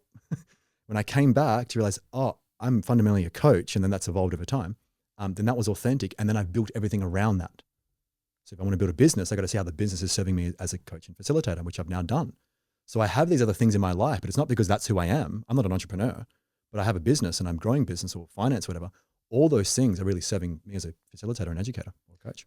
How does someone unlock confidence? Because people frame confidence as something to get in a future point in time. Yeah. There's a yes and a no to that. I mean, the yes is you're already like, look at a child. They don't have a lot of experience in life. You can see confident children when they're doing what they love. Like again, just Johnny, if he picks up a surfboard and falls in love, he's confident from the get-go. No matter what he looks like, he'll get back up on the surfboard, he'll eat shit on the waves, and he'll hump and bump and fall over. You're relentless in the highest value. And that's how you build the deeper confidence, because you never quit. You don't give up. You will stop, start, chop, change. You need New Year's resolution, dopamine, I'll do it for 2 weeks and then stop, because they're all fantasy whims. They're not really you. The real you is if you look at your life objectively, like third person, get out of Mitchell Vickridge and look at Mitchell Vickridge and what I do in a daily, weekly, monthly, yearly timeline. And where is it that I never give up? Where do I, no matter how much pain I go through, I keep getting, how many punches do I take? I just keep going. When people realize that bit where they just keep going, keep pursuing, you can guarantee that's the highest value. So there already is a confidence there, because even if you get punched in the face, you'll get back up. And the reps, the volume, that's why I love Hormozy. He says, just do the rep, get the volume. Hours. That's mastery, 10,000 hours. And that's the deeper confidence. That's the deeper embodiment of going, this is who I am, my authentic confidence. And the skill, the aptitude and the development is the deeper confidence that comes by virtue of sticking with it and honoring your authentic pathway, honoring your dharmic path. That's where you just naturally emanate confidence. And people go, wow, they're a confident person. Wow, how do they get like that? But there's also, I find there's two parts to that. It's like almost a paradox though, because there's confidence that comes from the competence of like being very masterful at a skill. But then I'm sort of alluding to more like a general self-worth thing where we attach our confidence to this fantasy of who we need to be. We compare who we are right now to that. and then we sort of feel inadequate, and that affects our physiology. We start to get anxious, and we compare to how we need to perform and show up, and we prevent ourselves from putting ourselves out there. And that's what I mean. People don't project themselves confidently with something they care about. And I've felt that in areas of my life because I was so attached to this fantasy of what I thought I had to be. Yes. And I wasn't confident because I was attached unconsciously. It's dormant. Yeah. It's there. It's dormant because that's usually where, again, you're allowing other people to overpower you. You think they're more important than you. You've got fears because what if that person says this, or what if I get humiliated? So you limit your confidence. It's there. Yeah. It's dormant. It's not, people are actualizing your potential. So it's all there within you. The question is are you giving yourself the permission slip to go out and do the thing, stand out, call upon your courage? And again, how many emotional charges of, oh my God, they're so amazing, they're better than me. I could never do that because they're so amazing. Yeah. So lick, let's put one there. Oh, that person, they do that. They just do it so well. I could never do that. Okay, there's another one. And we keep finding excuses and reasons as to why we can't do what we can do. I asked this recently to a gentleman who was a client, and this is the guy with the devil on his shoulder and push, and doping, go. And I asked him a question I know he had not been asked before, which is great. And that's what I love about my job is when I can ask a question that like hits someone to the core. And I said, bro, click your fingers, rub the genie lamp, you got a magic wand or whatever. You now live up to the expectations that you are literally killing, like driving yourself nuts. I said, click your fingers and tomorrow you wake up and you live up to those expectations. I said, what do you get? And he just like contracted with fear. And I said, there it is. I said, you've been hiding behind your fears of the limitations of your mind because if you actually live up to your potential, you're afraid of gaining something you don't want, or you're afraid of losing something you do want. And that was where the magic was. And we realized there's all these charges of fear and pain of things he's going to gain that he doesn't want and things he's going to lose that he does want. One of them was gaining because he had burnout. The last time I tried 100% and pushed, just push and really gave my all, it led to burnout. He got scammed. He lost all this money. There was all these pains associated to that. So he was then shielding that fear because we don't want to admit it, right? We put in our pride and it's all good. So we don't want to access our fear and face those vulnerable parts of ourselves. So we protect them, we hide them. We put usually the facade, the macho man in the front or whatever. It's a pseudo confidence to protect us from accessing those tender vulnerable bits. And they're the things that hold us back. And that's where you erode confidence. If you come back to the idea of confidence, because he wasn't stepping fully into his potential and he knew it, but he didn't know what was in the way. What was in the way was, again, the fears, the judgments, the emotions, the comparisons, all those things were the things that were blocking him. So that's what withholds you, if that answers the question, that's what withholds people from developing their confidence. It's there. The question is, what's holding you back? Just like you can drive, how high is the handbrake? It's the same sort of concept. There's a lot of talk about men's mental health and suicide. If you were running Australia and you had power to change awareness and education and you had all this money to spend on resources, what would you do differently to change people's lives? Oh, that's a great question. I could do a 6-hour lecture on this. I'd start at the education level because there's a lot of misinformation. There's a lot of great information out there. There's obviously a lot of nonsense out there. And I'd probably get a bucket and a mop and clean up all the nonsense. I'd start with that. I'd be mindful about what education is going into systems that are spawning ideas and seeds in people's minds. I'm a big believer in that. Put a seed in someone's mind and plant it and you'll grow a huge tree. So I would really, nourish the Garden of Eden type thing, people's minds and fertilize them with possibility and universal laws and teachings that have stood the test of time because it's fads that come and go. This latest thing, they tend to fall off. That's why I got interested in traditional philosophy or pre-Socratic philosophy and the great teachings of the great minds that have walked this planet. And those teachings still are alive today. So I would definitely do a reform in the education system. I think that's where it kind of starts. And I'd go as young as possible, obviously. I think it was maybe not Seneca, one of the Stoics or whatever. He said, if you want to change the world, look to the next generation because they're the ones that are coming through that will then have the greater impact at the world at large. So I'd look at the schooling system, definitely. That'd be the big one. I'd do the whole holistic auditing thing. I'd look at exercise programs. I'd probably provide grants to gyms and exercise things. I'd probably get killed straight out because the pharmaceutical companies would hate me. Yeah. Wouldn't last down long. Ristic escalation, I'd be challenging a lot of people that would be pissed off because I'd affect their sales of drugs and whatnot. I'd reform the holistic health. I'd want people to feel as empowered as possible, educated with solid things that I just know work. There's just far too much evidence to think that these things don't work because it's stood the test of time. It's like gold. I don't have gold. I think it's a great investment, but it stood the test of time. It's a hard asset. It's risk off. People know it. It's trusted. People go to gold when there's fear or whatever. It's a safe haven. It's a safe asset. So it works. I just look at what works. And it's not that difficult to just use basic common sense to go, what works? And that's what I go after. Yeah. That's the short form. Yeah.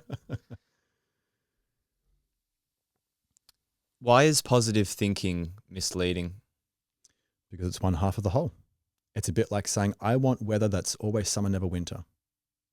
Always dry, never wet. I want it always good, never bad. That's half your life. You're not going to get that.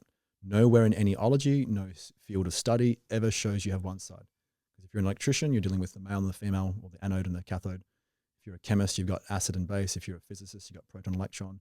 So you have positive thinking and negative thinking. There's a time for both. And if you're trying to deny the negative thinking, you're going to have it, because that's what the whole.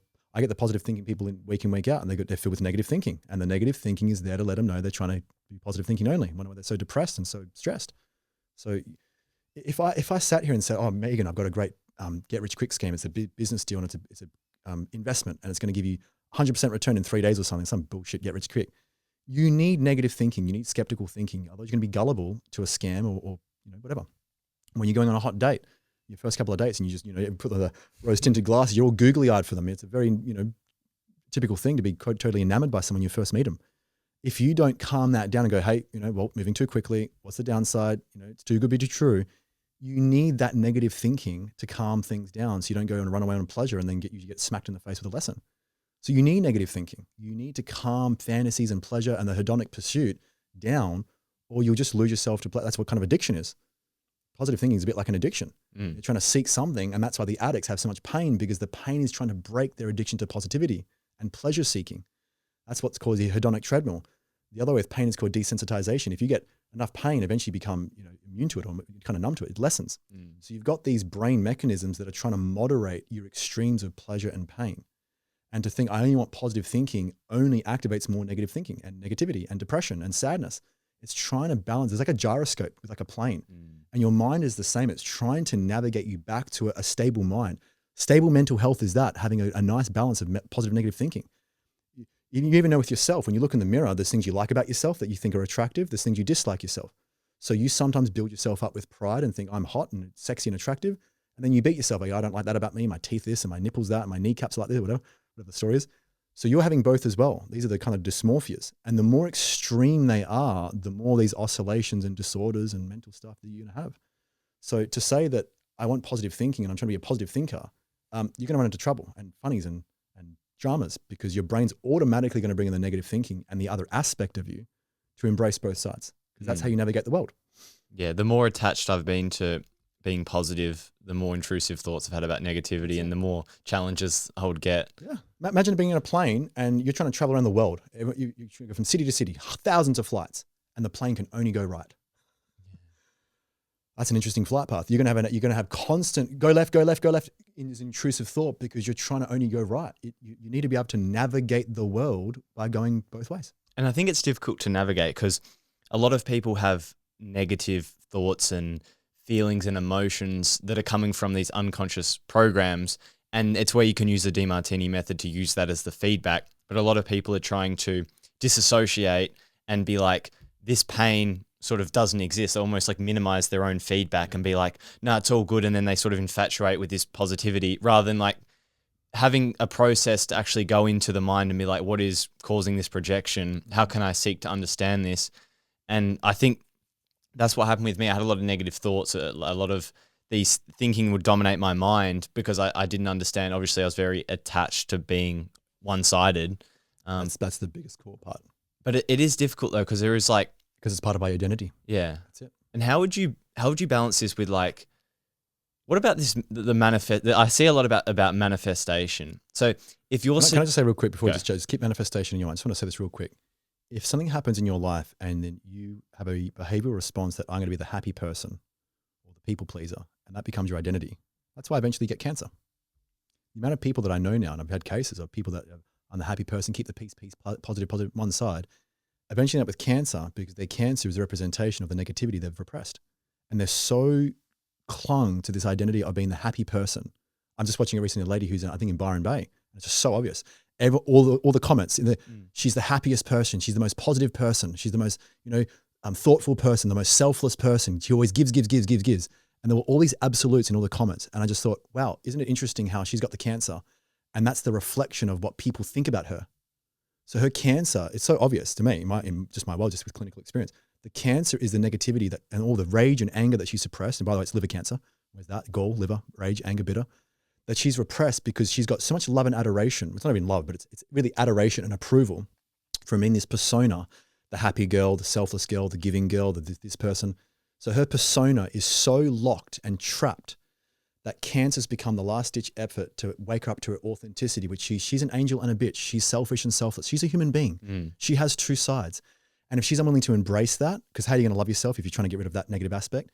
You need disease and illness to wake you up. So it's not even really disease. It's a wellness attempt to wake you up to your authentic self. And what does that do? What is the feedback actually allow in someone's life when they get the disease as a result of repressing their mind? What is the cancer? What does that awaken in them? What's the opportunity for them? To love themselves. At first, it'll be inflammation, it'll be pain, it'll be a quote unquote disease, and then you have a last ditch effort, which is cancer. Cancer is the most primitive form of a cell. It's a regression back to the most primitive form of a cell. There's such amazing research out. It's so clear now that cancer is not random. There's no random mutations. It is a perfectly designed structure and function of the cell to morph. It's called pleomorphism. You can have it in bacteria and also in the cell type. Pleo just means many, and morph, the shape, the manifestation of it, the expression of the cell. Cancer is a last ditch effort. And that's why you can also pass genetics on. That's why you can have childhood cancer. There's a deep conversation. I'm not making it black and white. But in this sense, in an actual just stressed out sense, it's the last ditch effort to love. And what about all the movements that are like F cancer and? Well, this is the thing, because if they're still addicted to peace and happy and one-sided and a peaceful world, it's going to be fuck cancer, because that's evil and bad and challenging. That's why the wisest people who have cancer end up saying cancer was the greatest thing that ever happened to me. They got the message. They interpreted the feedback and they got the message. They understood that cancer had a purpose. There's no random cancers. So there's no disease is ever random. No disease is ever random. Yes, because we live in a cause and effect world. How could anything be random if everything's governed by laws? Including your mind, your body, and down to every single cell, down to Planck's length, is governed by laws. And then you go up the hierarchy of biology, whether it's atomic structures or it's molecules, macromolecules, into organelles, the cell structures, tissues, organs, organ systems, and then the organism. Every hierarchy of that biology and those steps is governed by laws.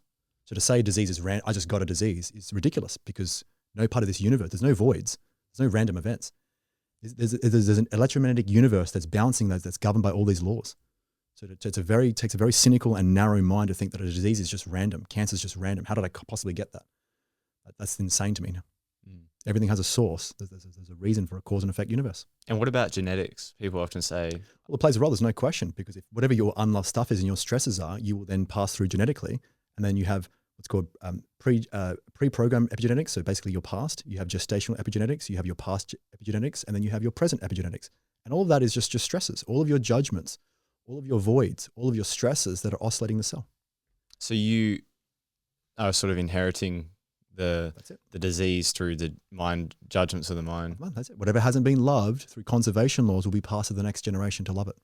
That's why I'm working with a couple recently. The lady actually I was talking about before, this lady, she recently got pregnant. They've been trying. She finally got pregnant. And this is after having endometriosis and endometrial pain, where she couldn't even have sex with her partner. And after 3 sessions, she's saying, I just had 4 orgasms and no pain with my sex. Thank you. Like, what a reprieve. And the guy was even more happy. You can imagine. Because obviously you can imagine the disconnect between them, the shame of her feeling like she can't please her partner. He felt like his needs weren't met, so he had to use porn to compensate. And there's just a lot of emotional charges. And so we worked on clearing all of her sexual stuff and all the things with her womb and resentment towards the mother figure, because that's usually the biggest part of endometriosis is, I swear I would never be like my mum. And we found it, we cleared it, and she's now pregnant. And all the stuff they're clearing now, all the charges in the daddy had shames and guilts and all this kind of, and all the resentments, we're clearing. She's clearing her stuff. What that does is change the expression of basically down to the sperm and the egg to make the zygote. And now you're going to have less judgments from mum and dad, so the child can have their own experiences. Now, I'm not making that better or good or bad, but sometimes that's why people say, they go, man, this is not even my stuff. And I tend to think that's true. There's good evidence. I can't say how hard and solid it is, but there's good evidence that you can epigenetically change yourself up to 14 generations. So the more that you're clearing your own stuff, it doesn't make your life better or more pleasurable. It means that the offspring can have their own judgments to work through, as opposed to clearing past genetics and past epigenetic stored judgments. So you're clearing the way for the next generation to have their own stuff. That's why you say people that are trying to get pregnant or even are pregnant, work on clearing some of your emotional stuff, because I guarantee it will change the life of that child. Guarantee it will change the trajectory. Not better, not more happy, not more pleasurable, different and more expanded and more efficient and more evolved, because that's the nature of the universe. There's a law of efficiency. And the more handbrakes you have up, which is emotional charges and judgments, the slower the progression of the evolution of the species. The more that you find love and wisdom, which again evolves the brain to become more abstract, and then you liberate the mind through judgment, and you bring a wellness to the cell, a wellness to the body, that's a progression of the species. That's why we evolve. That's why now, I've never seen a world more polarized right now, especially because of social media. That's why you're now seeing children estimated to not outlive their parents. We're going backwards in some areas. So I think that'll be changed, because eventually they'll become a void. But you're seeing it now. We're actually de-evolving in certain areas. There's obviously a lot of progression with AI and intelligence in many areas. Of course, we're smarter than ever. We have more knowledge than ever. But there are certainly some areas of psychology and physiology that we're regressing. There's no question. What have been your most difficult cases as a facilitator to resolve? The people who say they want to change but don't. I mean, it's interesting, because now doing this for so long, the method is the method. It's how it's used and to whom it's used for. It's a bit like a key in a lock. If when that key goes in, it's just a clean lock, lock and key, right? You ever put a key in, it's like, oh, I got to wiggle, wiggle, wiggle, wiggle, and there's a bit of friction, and I can't unlock the thing. I can't get the brake to it. A bit rusty, or whatever. So it's the most difficult cases are the clients who consciously say they want to change. I'm not negating there's a conscious yearning and desire to change their situation, sure. But it's all the subconscious things, again, that are the unconscious motives that may block them from change. Their psyche knows that deep down they're going to have to give up something that they're actually getting benefits from. And so it's getting underneath the bonnet, getting underneath their psyche to go, okay, what is it about them that's resisting this? I've got a couple ones right now that are quite difficult, which is great. That's how I grow as a facilitator. If I had easy clients, I'd never grow. It's the challenges that make us grow, just like the heavy weights. So the most difficult ones, to answer your question, is just the ones who are most resistant to the work, but they don't necessarily know it, because they're still coming to me and paying me to work. So there's obviously some conscious part. It's the unconscious battles that create the resistance. They're the most difficult cases, without a doubt. But I've had harder cases with a wife who's complaining about her husband yelling at her than, say, a sexual assault case. Some of those are most easiest to dissolve. I've done them in minutes, half an hour. Sometimes they're 2 hours just to get them to look at themselves and go, where do you see yourself and your husband? So but they don't want to admit it. So what's the mediating variable? I'd say, why are you paying me? Are you paying me to listen to you run your racket, or are you going to get a result? I'm not negating it's stressful, but let's work through this. And it's just getting under what they desire, what's inspiring, why they're even here, reconnecting with that. So there's actually a motive to work. And people and this is like, everyone's super conscious of the pain already. Everyone's super, like you said, a PhD in their own pain and super aware. Yeah, the PhD in pain, I like that. But there's almost like an intuition, like there's a part of them that knows that there's another side, but they might not know what's driving them to go to you or someone to facilitate a session, but they know there's something. That's it. And that's part of the artistry of coaching and facilitating, is how do you assist someone to connect with that? Because if I just came in guns blazing and just, aggressive or whatever, then I'm not going to scare people away. So sometimes there's a need for, I push you, or I'll smack you over the head with a bit of love, a bit of tough love, but then there's a very tender part, and I push and pull people, and that's part of the journey. You're learning, how do you help someone really get to the core of it, so they're willing to just be honest with themselves and do the work that's actually going to help them liberate, get the very result they're wanting. I say you either want to have a smooth process where you get the result you want, or you want to fight along the way. And then I got to govern you because you can't govern yourself. So you choose. But I'm interested in the result. I don't want people to pay me to not get a result. That's not inspiring. I'm here to get a result. I love what I do. So I'm not interested in people dilly-dallying around. There's a time for a conversation here and there, but we're here to get a result. That's what people pay me for, and I'm not cheap. So I want to get them the result, which means, what are you here for? What's the issue? What's the solution? Where do you want to get to? Let's go. Let's do some work. Imagine coming to a gym and someone saying, I want to grow great biceps. Oh, but I don't want to do a bicep curl. Nah, not for me. I'm like, look, you've got enough strength to lift a 20 kilo dumbbells. That's the only thing that's going to stimulate muscle growth. Oh, I prefer the twos. They're a bit easier. Well, why are you paying me to try and get a result? You're not going to get the result you're desiring if you're fighting the instruction of what's going to get you the most efficient result. What causes addiction? Two main things. The subdiction, which no one really talks about, which is the wound and the pain that they're soothing, which is what they call the addiction. I don't even like that word. I just call it the strategy to get what you want. So if everyone listening, if they have any kind of quote unquote addictive things going on, it's a strategy. And that takes a lot of the moral framework out of it, because it's like how much shame is involved with like my cigarette habit or my porn habit or my food habit or whatever the thing is. Because ask yourself, how often have you shamed yourself out of behavior? The answer is probably never. Yeah. It's understanding and appreciating why you have that strategy, why you're doing the porn, why you're doing the food consumption, why you're doing the sex addiction, whatever you're calling it. I mean, that is vague, because you could argue that watching porn once a week, if you masturbate and your wife has a different sex drive, that could be considered normal. Some people would condemn that. That's just human behavior. It's available. They've got a high sex drive. They need some sort of sexual stimulation. That's normal. If you're drinking 10 drinks a night, but you're doing it at a pub with a buddy, you'd be considered a best friend. But to a psychologist, maybe you'd be an addict. So it kind of depends on the context, right? But at the core, there's two things. If there's a pain that you have not been able to process and move through and resolve and alchemize and love and appreciate and let go of, or integrate, and that's still there and it keeps surfacing, you use the strategy to keep numbing. And is that also to balance the scale? Yes, correct. Yeah. That's what I mean. The addiction and subdiction are like yin and yang. They go hand in hand. This is pairs of opposites. Pairs of opposites. So the more that you're unable, because the pain is too overwhelming, you'll use a substance to soothe the pain, to calm that down and counterbalance it. But like a beach ball, it surfaces again. That's why you got to drink the next night, and you got to drink the next night. And then you have the hedonic adaptation and desensitization. So that's why you got to also drink more and more and get more drug and more heroin and more meth and more coke. But everyone's looking at, how do I remove the addiction? That's correct, which is why I'm telling you this is the thing that most people don't know. It's the I don't even look at the addiction. That's the compensation. Yeah. I go straight for the wound and the subdiction. What are they trying to avoid? Because if that's not there and we resolve that, there's no need. I did this with a beautiful lady, amazing lady. She had a drinking issue. She came to me and we did 6 hours, nailed it. She came to me and I said, straight away, I went, what's the pain that she's got that she's drinking? She'd been doing this for, I think, nearly like 2 decades. I could be wrong on that, about 15, 20 years. It was a long time. And she'd done the AA, she'd done the this and the breath work and magic mushrooms and all that. I said, great, okay, so I know there's going to be a pain there. And we dug and dug and dug. And we found out that her brother committed suicide. So I thought, now I was a bit more primitive back then. So I went, straight to side C, help her find out that her brother's not dead. There's a new form of her brother, and just went straight to side C. We were halfway through the grief process, because that's what I assumed was the drinking issue. She hadn't processed the brother's suicide and the death. And I thought in my mind, because I was a bit more earlier on, that she was drinking because of the pain of the brother's death. We get halfway through doing the grief process and there's like no progress. And I'm starting to get that intuitive thing. I'm like, she's not like progressing. There's nothing's shifting. I can't remember what I did, but I know what I did is I asked a question about, and I just dug a bit more. And I started asking questions about the brother. And that got it, because she went blood red. This is the middle of winter, and had to take her jumper off. She went, I'm just flustered with this resentment and anger. Yeah. I said, there's the issue. I said, what is it? She said, I resented my brother because when he killed himself, he dumped everything on me. That was the issue. It wasn't the grief of losing a brother. That was there, but that wasn't highly charged. She basically said, she had to repress the, fuck you just killed yourself, left kids, left all this stuff. I'm having to take it on in her mind.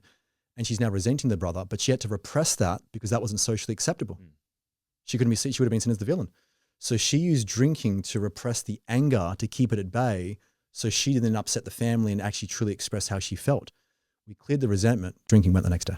And she hasn't drunk since. How would someone, if they were aware of that in the moment, how would that change them? Like, how would they deal with things differently? Like, in hindsight, you can dissolve a lot of these things.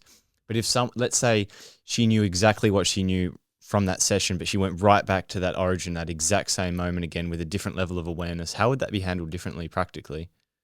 Can you reframe that? I'm not understanding your question. So let's say she had this new level of consciousness and awareness through the method about her own behavior. If she went just awareness, or she's dissolved the issue? She's dissolved the issue. Yep. So she went back practically, what would that look like in her life to deal with that anger? Like, how would she express those emotions without repressing them? Without the Demartini Method? Without repressing them. Yeah. How would she handle things differently? Well, she might have just said, just said fuck you or something, just had her emotional release. I don't know. The reality is that she didn't, and then she was repressed it, and then we just used the method to obviously transform that. Is that what you mean? Like in the moment? Yeah, because I think a lot of, like, it's something that can, like, without people having a way to express it and it gets repressed, people probably might not understand what that looks like when they express it. Every human being, moment by moment, is making the choice that they see more advantage to. And what she saw more advantage to was repressing the anger because she wanted to get disowned by the family, thinking, what a bitch, you're angry at your brother who's just killed himself. It was more advantageous in her mind to repress the anger. Had it looked different, she might have thought, well, okay, I'm a human being, I'm allowed to have my anger or whatever and just express it.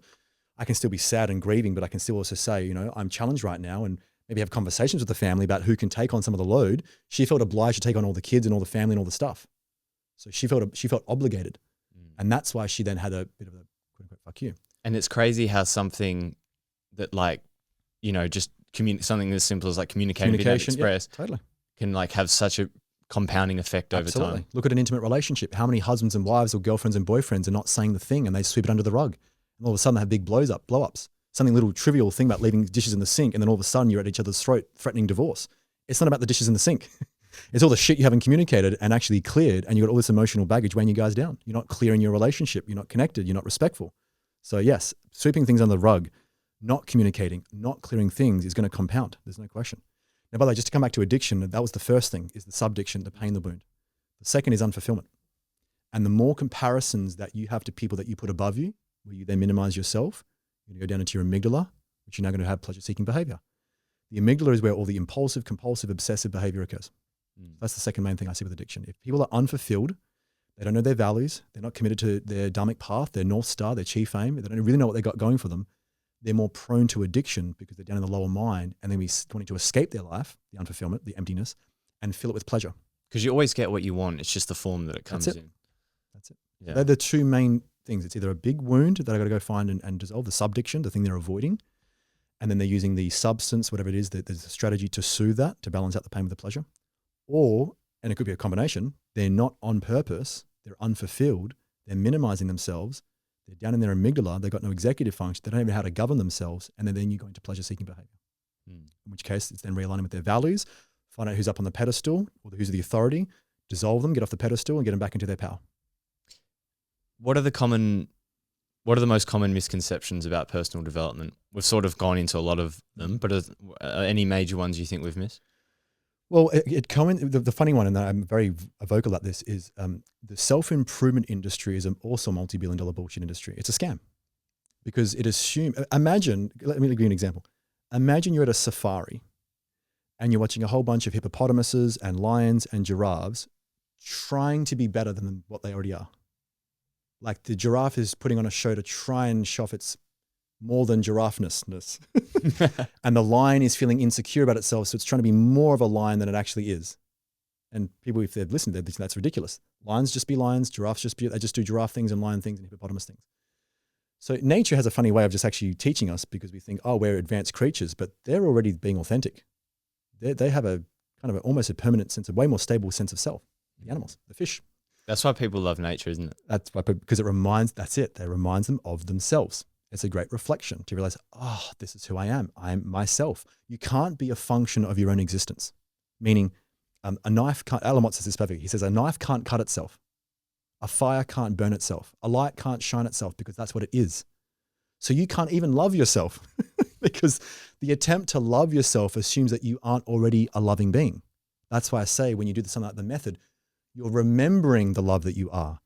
You're coming back into contact with the love that you are. You don't just find love out there. Comes through you. Because that's what you are. That's it. So it's, again, a funny paradox. So the self-improvement industry it preys on that. Gullible people who, I was very gullible. We all were, totally. I tried to improve myself for 30 fucking years, realized that was a scam. It assumes that people have something you don't, and you keep going back to these seminars to try and find the thing that then finally I'll be worthy of love, and finally I'll get the answer, and finally I'll feel good enough. It's a scam.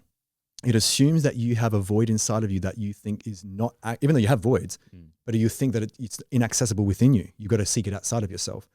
And the big thing is people say, I'm trying to become a better person. That's the biggest scam of them all. I'm trying to become a better person. Imagine a child saying, I need to become a better child, or a lion saying, I need to become a better lion. A tree saying, I need to become a better tree. I'm not good enough as a tree. That's insane.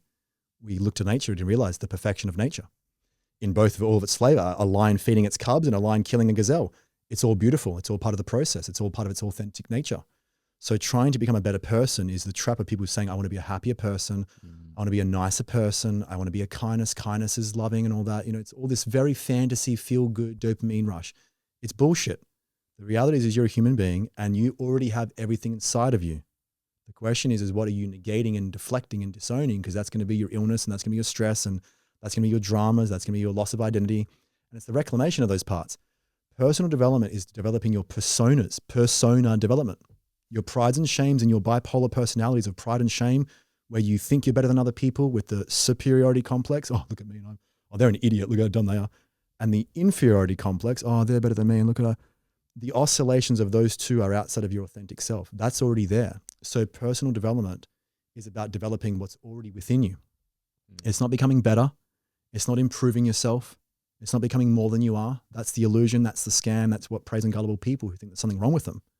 So be wary of self-improvement. That's a bullshit industry, and it's a scam. And it'll be like a dog chasing its own tail. Anyone that sees a dog chasing its tail thinks, what a dumb little dog. Well, that's you on a quest to think that you're trying to better yourself, like become a better man and a better woman and a better human being. That's insane. You're already perfect as you are. But society lets you know that, oh, your mean side's wrong. You're going to be a good boy, be a good girl, and try to negate half of yourself. And that's why so many people struggle to love themselves and why they think they're on the pursuit. Oh, if I just become a happier person or a nicer person, then I'll love myself. That's the illusion. You already are love. The loving of you is loving both of your sides, your prides and shames, and bringing them into one essential self, which is your authentic self. The love that you already are. To realize that nothing's wrong with me. I'm not a bad person being upset at times and angry at times and yelling at times. That's part of my nature. Can I moderate that? Of course. Just like I can moderate the other side. Because if you don't, you'll overgive, you'll people please, you go the other side. So all of you is essential. All of you is perfect. The development, though, of the personas that kind of oscillate you and deviate you from your authentic self is personal development. It's helping you integrate the aspects that you've deflected and denied. And those aspects are all the people that you put up on pedestals and put down in shit pits. The people you dislike, the people you like, the things you find attractive and repulsive. It's a reflective universe. So you are me, I am you. We're just in different bodies in space and time locations. Everything I've just come to know is me. So do I have pride and shame? Of course. Do I have moments of pleasure and pain? Of course. Do I get my buttons pushed? Of course. But I know fundamentally that I'm an aspect of the whole, and everything I perceive on the outside is me. That's personal development. It's reclaiming, like a shattered mirror in a gazillion pieces, all the pieces to realizing that you are that which you already perceive. It's just you forgot. That's the difference. You're not trying to become better. You're maybe polishing yourself. You're becoming more powerful, more sharp, more empowered, more expanded. Sure, I'm all of those things, but not better. Skills you can improve, but not the quality of you as a human being. I can improve my piano playing. I can improve my driving skills. I can be better at those things. They're skills, not me as the quality of a human being. And when people really get that, man, is that a breath of fresh air, because so many people are living in angst and tension, thinking they're not good enough. They've got to get rid of half of themselves and wonder why they can't love themselves or look in a mirror. And then they go to a self-improvement thing. Oh, happy, happy, happy, dance on chairs, rah, rah, rah, and feel good about the dopamine hit. And then they get buyer's remorse because they go home and they access that part again, which is part of them. They think, oh shit, I got to go back because I got my anger again. I got to improve again. And it's a perpetual dog chasing its own tail. Never ends. So that's the difference. Personal development, that's the biggest misconception. It's not bettering yourself, it's deepening yourself. And yeah, and I was in that for a long time. Me too. And because it starts from fear, and you want to run away from part of yourself rather than understanding what is driving your behavior, seeking to peel back the layers. We just add on the layers because it's this perception that, it's very, very convincing. Yes. And you can be in fear, you can be controlled. Simple as that. You're not a free agent. And in fear, you can be controlled. And it gives you such an illusion of control. You start to become self-righteous. It's crazy. That's it, because you need the counterbalancing force to say, fuck you, man, and get your power back. That's it. Yeah, totally. It's crazy. Why is this? No, I don't know. Going to have a range of listeners with different perceptions of this stuff. But given what you and I both know about how powerful this is, why is this not spreading more, or why is it not caught up? It doesn't sell. Yeah. Fantasies sell. Dopamine sells. If everyone looks on their phone when they finish this podcast and goes on their phone, look at all the advertisements. What are they trying to sell you? Pleasure. It sells because it's instant gratification. It's the lower mind. And that's where most people are living. Now, do I have it? Of course. Most decisions are made from the amygdala. It's based from the lower mind. It's the degree to which you moderate that. Because when it's extreme, it's more extreme. And then you have more oscillations, more stress. That's why when people buy into fantasies, you see there's a lot like business coaches, make you 10K months in business. Look at the stats. Less than 2% of coaches in the world make more than 10K a month. So they sell bullshit fantasies. They get you on the hopium. Oh man, if I just start a business, I'll make 10K months and do this and this and this. But most things, that's what's called retail therapy. It's just a pleasure hit, a temporary transient dopamine hit to soothe an unfulfillment or some sort of pain, whatever he's going through. Not making it good or bad, but that's what sells. Great marketing actually inspires people, but they're not generally the biggest companies. But the ones that do is because they stood the test of time. Look at Nike, great example. Nike sell inspiration. Their marketing, if you really look, they sell inspiration, they sell hope, they sell possibility. That's a multi-billion-dollar brand. They've done an incredible job. And this the story of the two brothers. They've done an incredible job over the decades to be really true to the essence of what they're really selling. There's a fantastic, Nike's a great example. Then there are people who kind of come and go because they usually sell on hype for a couple of years, 3, 4, 5 years. I mean, it could be a life cycle. And then they kind of fall off because people you eventually burn through all the people who buy the fantasy. They kind of get a bit gullible. They get a little bit of buyer's remorse, and it's an unsustainable model.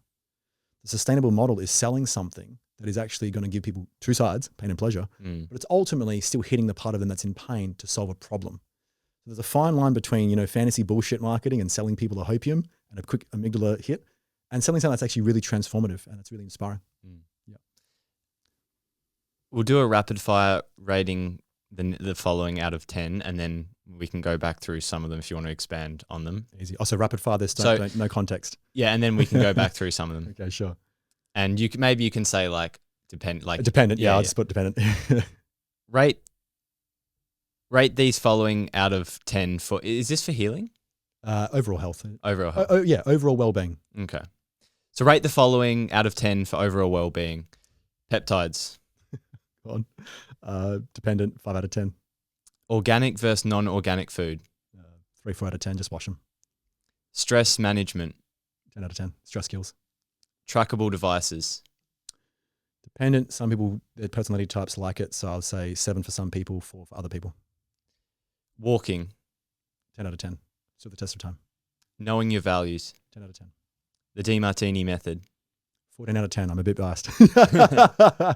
Emotional intelligence. 8 out of 10. 9 out of 10.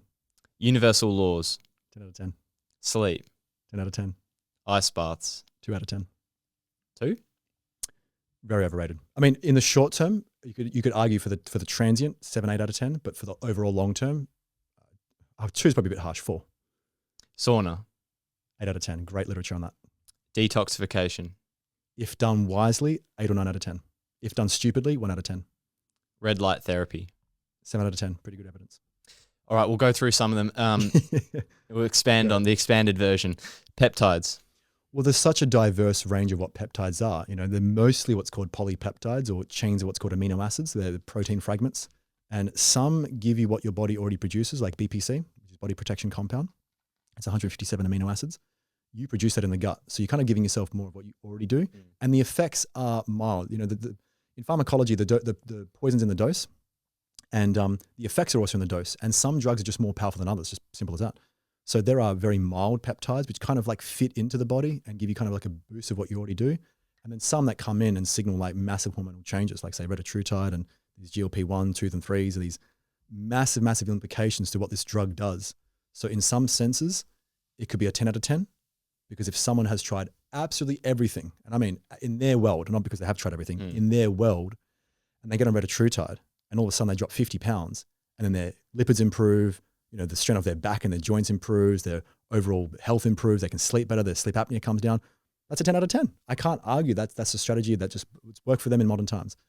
For other people, it could be a 2. They could be taking things there's obviously exposure to potentially even compounds in the peptides. They could be poisoning. It just depends. That's why I give it a 5, because it's a context. The peptides are very, very context specific. And organic versus non-organic food, what would you rate that? Yeah, again, it's like, what are you eating? If you're eating blueberries, they're part of the dirty dozen.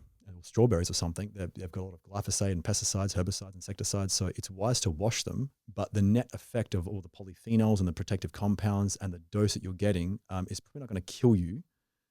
But if you already have a sensitive body and then you're still stacking on more things that you may be sensitive to, like in synthetic chemicals, you could have adverse effects.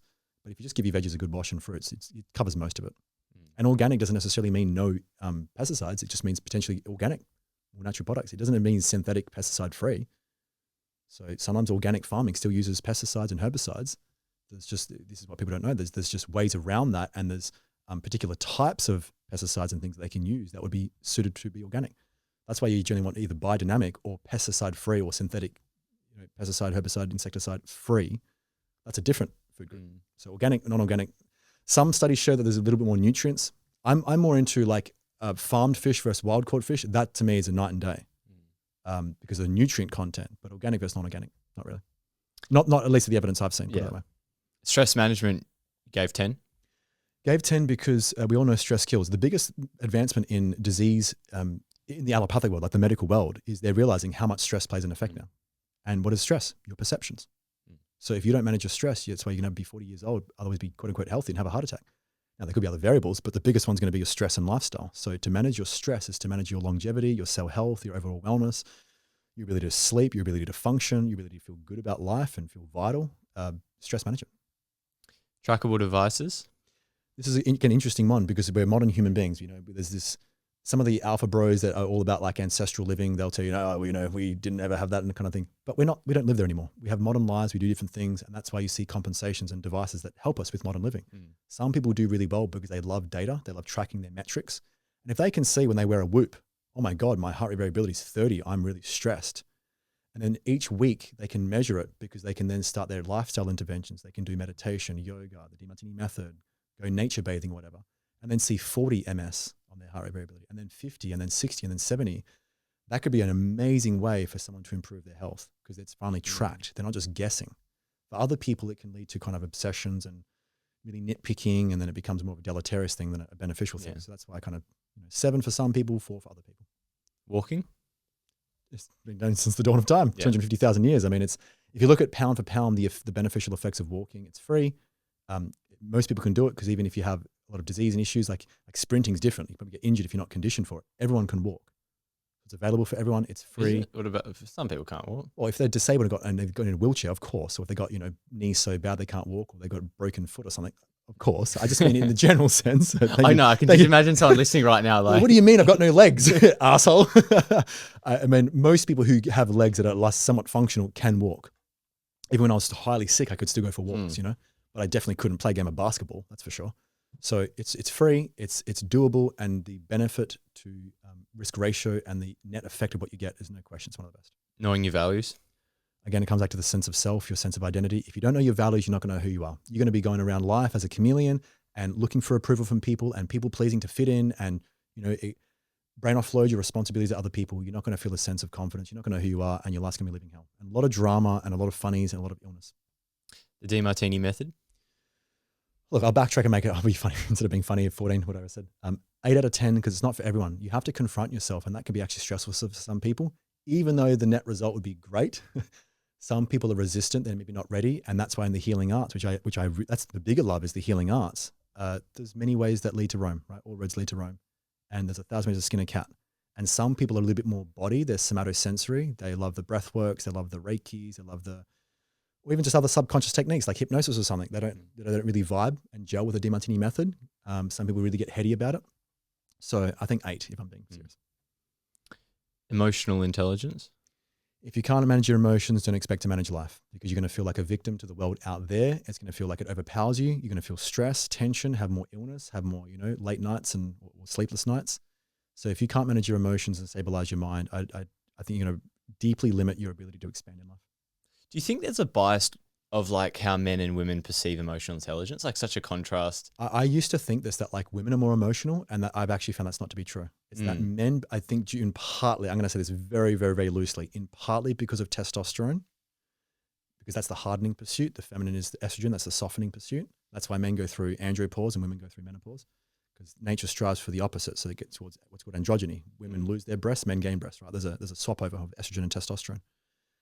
So my loose inclination and suspicion is that men tend to hide their emotions, even though they're emotional. They just repress it more. Whereas women, because they're more fluid, they're more estrogen dominant, they tend to be more in contact with it. They've got more of an intuitive hunch, and they're more connected to their emotional body. But working clinically now, men are just as emotional. I don't really see a difference between the two. I see very emotionally intelligent women and very underdeveloped, emotionally unintelligent men. And they're more emotional. They're more erratic. They allow the world to just completely consume them. So I can't say that women are more emotional. That is actually not my conclusion working clinically. Yeah, I'd agree, yeah. I think it's just dependent on your evolution of your emotional intelligence. Universal laws? 10, because again, how many people are suffering because they're trying to fight upstream? They're trying to literally fight God. Imagine trying to get on 2 gloves and fight God or the universe. That's insane. So 10 out of 10, because once you get in line with universal laws, instead of swimming upstream and desperately trying to swim freestyle up against the stream, you just turn on your back and you let the universe take you. That's just called getting in line. You're going to have humps and bumps. You're going to have, picadillos and headaches and all that kind of shit. But you ultimately are aligning yourself with the energetic substrate of what you are. You're aligning yourself with yourself. You're not separate from the universe. You're aligning yourself with yourself. You're balancing yourself with yourself. Sleep. The most underrated drug on the planet. So many people are undersleep for multiple reasons. One of them is because of their stress. Why stress management is so important? Because they go to bed and they're wide and tired. They've got all the emotional baggage, which is draining them, their life force, or they're unfulfilled because they're comparing their life to other people and they don't feel like they're actually doing the thing. So they're highly stressed, and then their body's autonomic nervous system isn't winding down to actually receive the miracle of sleep. Or they're that stage 2, and then they're on their phones till 2 a.m. watching cat videos, which I used to do. Scrolling through YouTube. So they're undersleeping, and then it's like an interest loan. They're a little bit of debt the next day, a little bit underslept, a little bit tired, a little bit this, underperform. They can even then judge themselves for that, more stress, less sleep. And it starts a cycle. And then eventually becomes so sleep deprived, you're ready for a heart attack or some sort of, Alzheimer's or something, 40 years later. So getting enough sleep, most detoxification happens at sleep. Clean the lymphatic system out, which is like the rubbish bin of the brain. You look at things like dementia and Alzheimer's. That's starting in your 20s, 30s, 40s. It's not starting at 60 and 70. It's decades prior. It's aging. So it's like rust. Your sleep basically takes out all the shit and all the rust so that you can repair. Because you can't repair on a weak foundation or a shitty foundation. You need to clean the rubbish first to then put the new goodies, all the nutrients to rebuild the cell. So the most underrated drug in people's lives. Compare ice baths and saunas. Look, again, I see ice baths or even cold showers as a great short-term transient shift in your psychology and physiology. You get an enormous surge in dopamine, which can be useful for some people. But people are already stressed. Their nervous systems are already so wound up that you then drop them into 2-degree water and it's just putting the foot down again. Now they may get a bit of the dopamine high afterwards, but that will wear off. And then the body remembers that as a big stress. Now, can you build resilience to that and then adapt in a more beneficial way? Of course. But the average individual is not ready for 2-degree water for 3 minutes, in my opinion. I see more deleterious health effects than beneficial. Whereas a sauna, you can get in at 60 degrees, like get an oil sweat. And we know that's going to be beneficial for you because you activate your detoxification pathways. You're obviously sweating through your third kidney, your skin. We've seen Brian Johnson, who's done an amazing job at being the most trackable human on earth, and the amount of microplastics that he dropped from his system from sauna use. Now, granted, 60 degrees Celsius is different from 90 degrees Celsius because you get the heat shock proteins if you stay long enough, and there's more of that stress, but you also have to be ready for that. So if you said sauna at 95 degrees Celsius, I'd say like 4 out of 10 because that's too stressful for people. But you got to remember the concentration of stress. The ice bath at 2 degrees, people have got 3 minutes and they got to get out. Whereas a sauna, you can sustain for 15, 20 minutes. So there's still some subjectivity there with the Celsius degrees. But if it's strictly saying, 60 to 75 degrees, that's more therapeutic than anything. And people can actually rest, they can sit, they can breathe, they can meditate. Like there's other beneficial effects that they can also have. It's for that reason. And also just even the literature. The literature on all-cause mortality, reductions in neurodegenerative disease and heart attacks or cardiovascular events is massive in the sauna literature. There's actually not that many great things about cold therapy. There's transient things, but not long term. Detoxification? Like I said, if done properly, so if you are really going individual case by case, because you have to look at their window of tolerance, look at their nervous system. Like I've seen water fasting cure a lymphoma case. There's actually a study you can look up, stage 3A lymphoma. A lady did a 21-day water fast, cured her cancer. I've seen water fasting put people in hospital. And that's one form of detoxification. Detox just means getting rid of something in the body that doesn't belong. So you can do lymphatic work to upregulate detoxification. You can use a calorie deficit. That'll do it because you're going to start burning fat and get rid of toxins and liberate toxins. So individual context, where they're starting, what you actually implement to what you're doing, what's the strategy, can be extremely effective. I've seen people reverse all kinds of diseases. I've seen curing of diseases completely, massive reduction in symptoms. I've had 3 people now have no sense of smell, anosmia, that regain their smell through detoxification. Fibromyalgia I've seen resolved and dissolve, lupus, Lyme, colitis, Crohn's. I've seen many diseases reverse through detoxification, but it had to be done intelligently. And people that said I did a detox and I went up in hospital, or I had a massive headache, or then had pain and this and that, and my stomach's never been the same. I did some products and some parasite cleanse. I did this, and this. Detox can mean many things. So just why I say done intelligently, amazing. Done ignorantly or unintelligently can be very detrimental. Red light therapy? Yeah, great. Again, the literature from what I have read is pretty decent in terms of mitochondrial biogenesis. So the mitochondria, the little powerhouses in the cell, which you have millions of, thousands to millions. Great effects there. Just the general also secondary effects like relaxation. You can just lay down and have a red light therapy. Just you meditate and relax. So there's kind of secondary and tertiary effects. The literature is pretty good on just, again, most of the cell effects, the therapeutic effects of overall cell health. And it's not super stressful. So it's not invasive. And there's definitely some literature there to show overall net benefit. Any concluding thoughts? Life is an absolute miracle when you appreciate that it is just a two-sided dance. I call it the cosmic choreography. And really, really giving yourself time for being. You know, it's funny about the human being, yet we're all so much in the human doing, which is essential. But like it's like even like, oh, what are you doing? Oh, I'm meditating versus like I'm being. Just like resting in the presence of what is. I think most human beings could use a dose of that. And we know this. We go into nature, we sit on a beach, we think, this idea of just like coming back to yourself, your essential nature, which is presence, which is love, having moments of that, and to really connect with yourself, I think is one of the greatest gifts.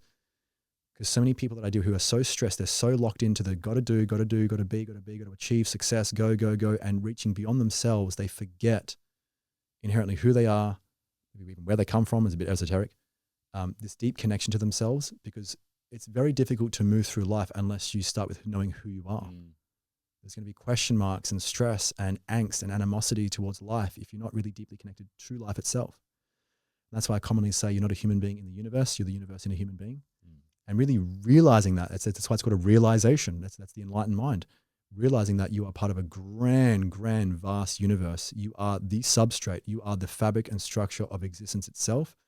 To remember that, to know that, so that then you can deeply live out your human journey and knowing why you're here and what you feel your place is on this earth, to me is a no-brainer.